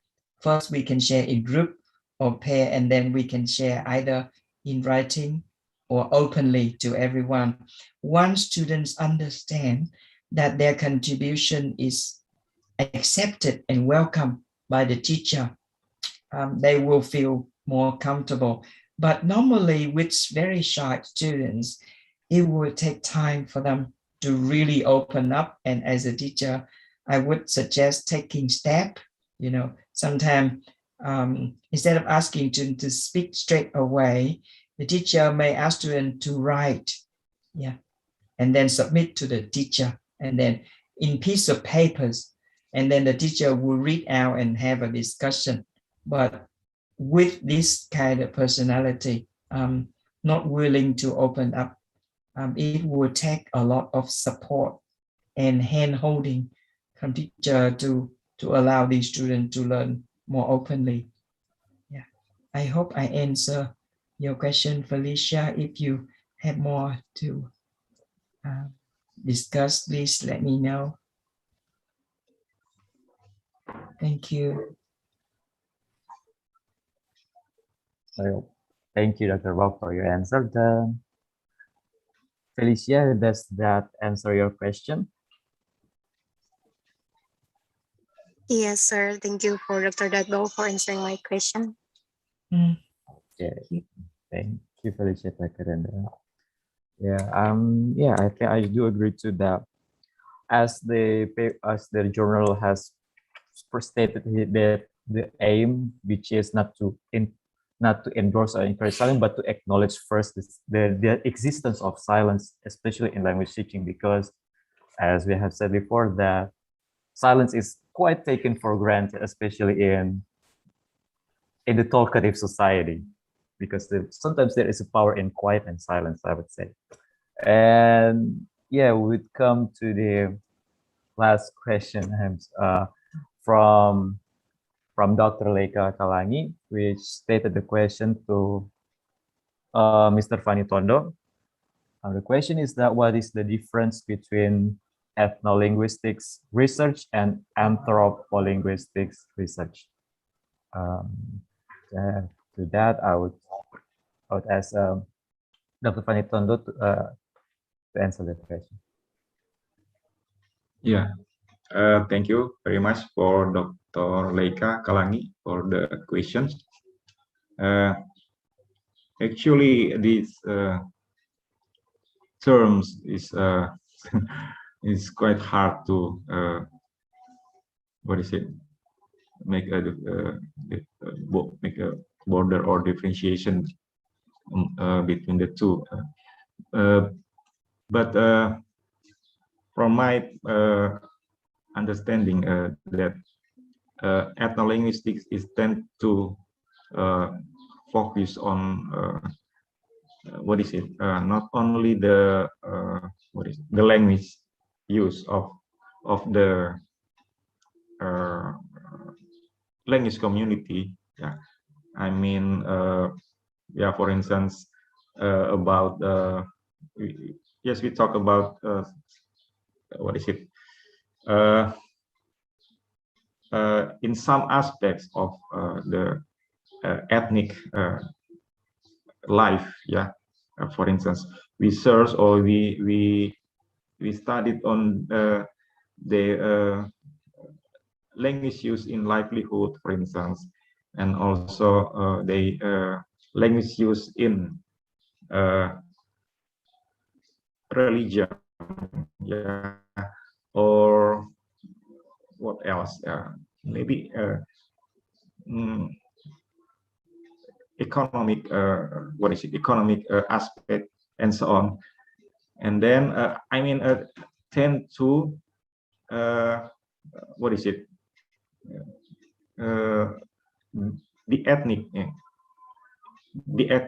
what is perspective? I mean, and then after that, we try to combine with the linguist with the linguistic perspective. But anthropological linguistics tend to I mean, what is it? Source, for instance, about I mean, the perspective of linguistics to study or to I mean, we can see the like social life of the community, for instance, the language of politeness, for instance, yeah, something like that, and also some aspect of social culture of the language community. I think that's all, Kevin. Thank you very much. Thank you, Mr. Panitondo.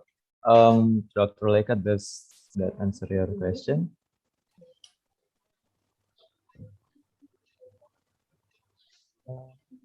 Dr. It's okay. Okay, Kevin. Thank you. Thank you, Dr. Welcome. Leika Kalangi. And thank you, Dr. Mr. Panitondo. And yeah, that concludes our the public lecture, the webinar, and also the discussion session. And we would like to thank and express our utmost gratitude to Dr. Datbau and Mr. Panitondo Humaniora, who has presented their presentation for Dr. Datbau about regarding silence in English language teaching, and Mr. Panitondo Humaniora, who has presented about ethnolinguistics and its opportunities. So we would like to thank to both the speakers, and we would hope for all the participants would get the material and would be the guidance for them either to research in language teaching or a research in ethnolinguistics. So thank you to all the participants, to the both speakers. Okay. Now we would proceed to the next next session, and now I would give this to the MC, and yeah. Thank you so much, Kevin, to lead this our discussion. It's really interesting. And ladies and gentlemen, all of the participants, that's the seminar that we already follow from the amazing speaker who present the interesting material. Hopefully, the material that already given by Dr. Datbao and Sir Fani Empum can give more lesson and take good knowledge to us who can participate on this webinar. Thank you so much. And we move to the next section, which is we are going to hear the closing speech and will deliver by Sir Donald Lotulung SS Mhum.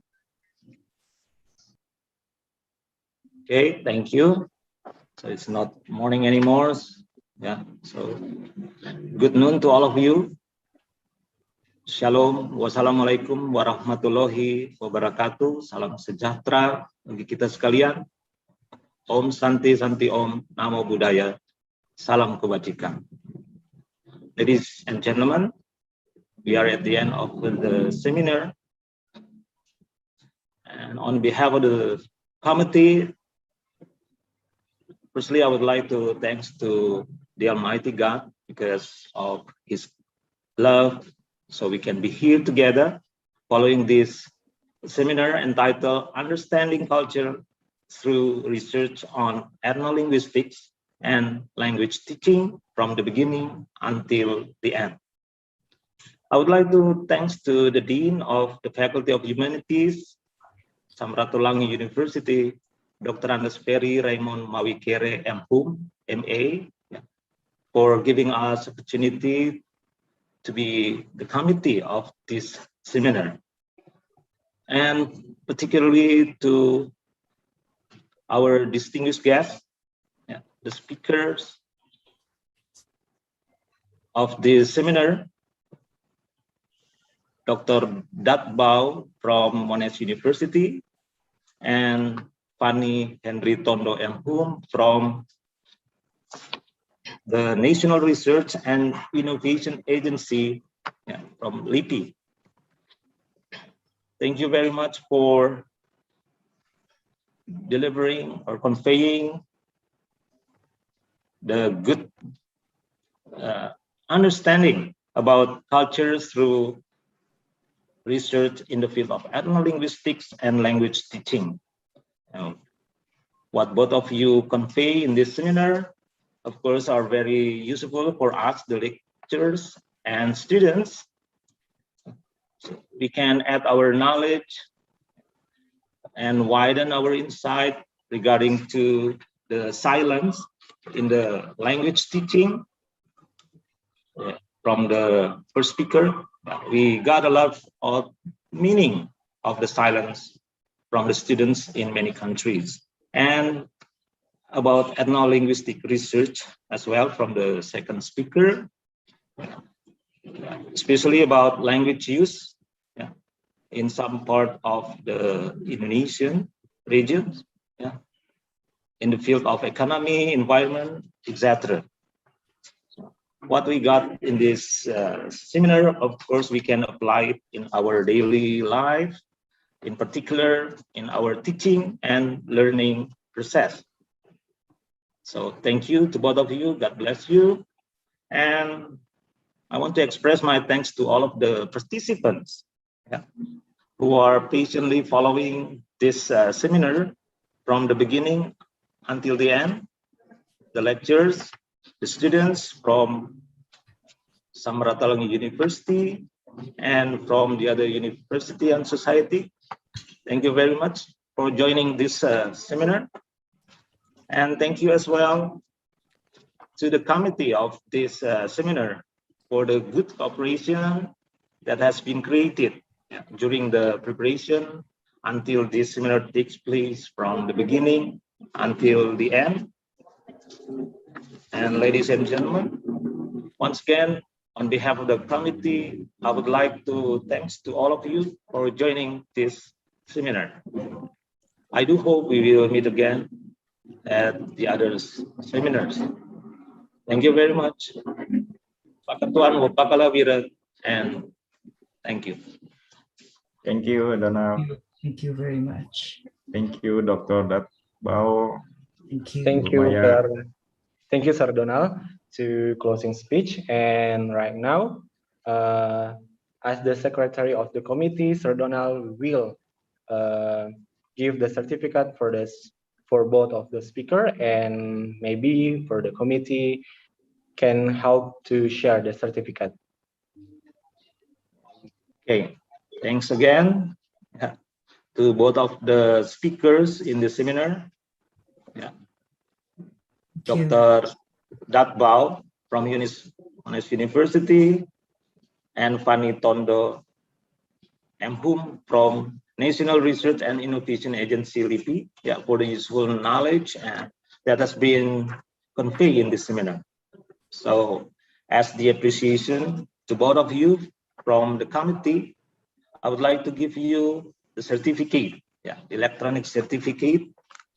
The first certificate is given to Dr. Datbao, PhD. Yeah, please receive this electronic certificate, Dr. Datbao. And the second certificate is given to Pani Tondo, M.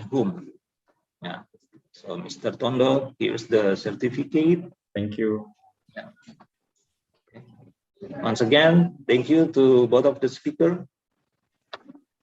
Thank you very much. Yeah. Thank you, Sir Donald. For all participants, the lecturers and the students, if we are already begin the webinar today with the prayer. So for now, we are going to close the webinar with the pray. Let us pray. Dear God in heaven, thank you so much for your guidance, so we can attend this webinar and we can finish with this webinar. Also for the speaker, we put in your hand and give their blessings. In the name of Jesus, we already pray. Amen.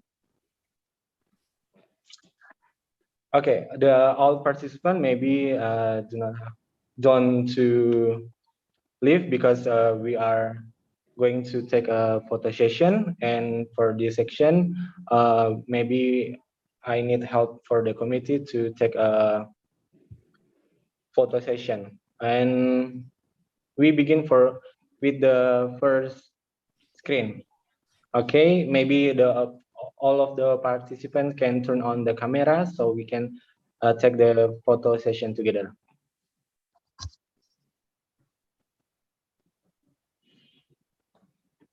Okay, screen 2. Screen 3. Screen 4. Screen 5. Screen 6.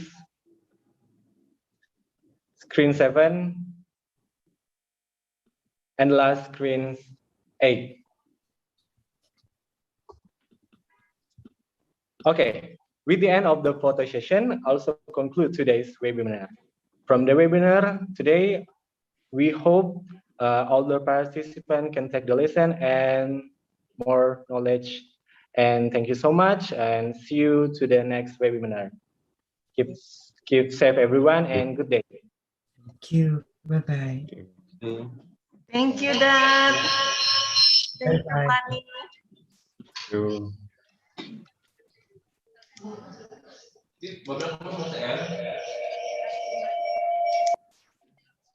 Revitalisasi bahasa daerah. Selanjutnya memang tentang transmisi bahasa antar generasi itu memang Thank you, sangat perlu kami Terima kasih, Fanny, Mr.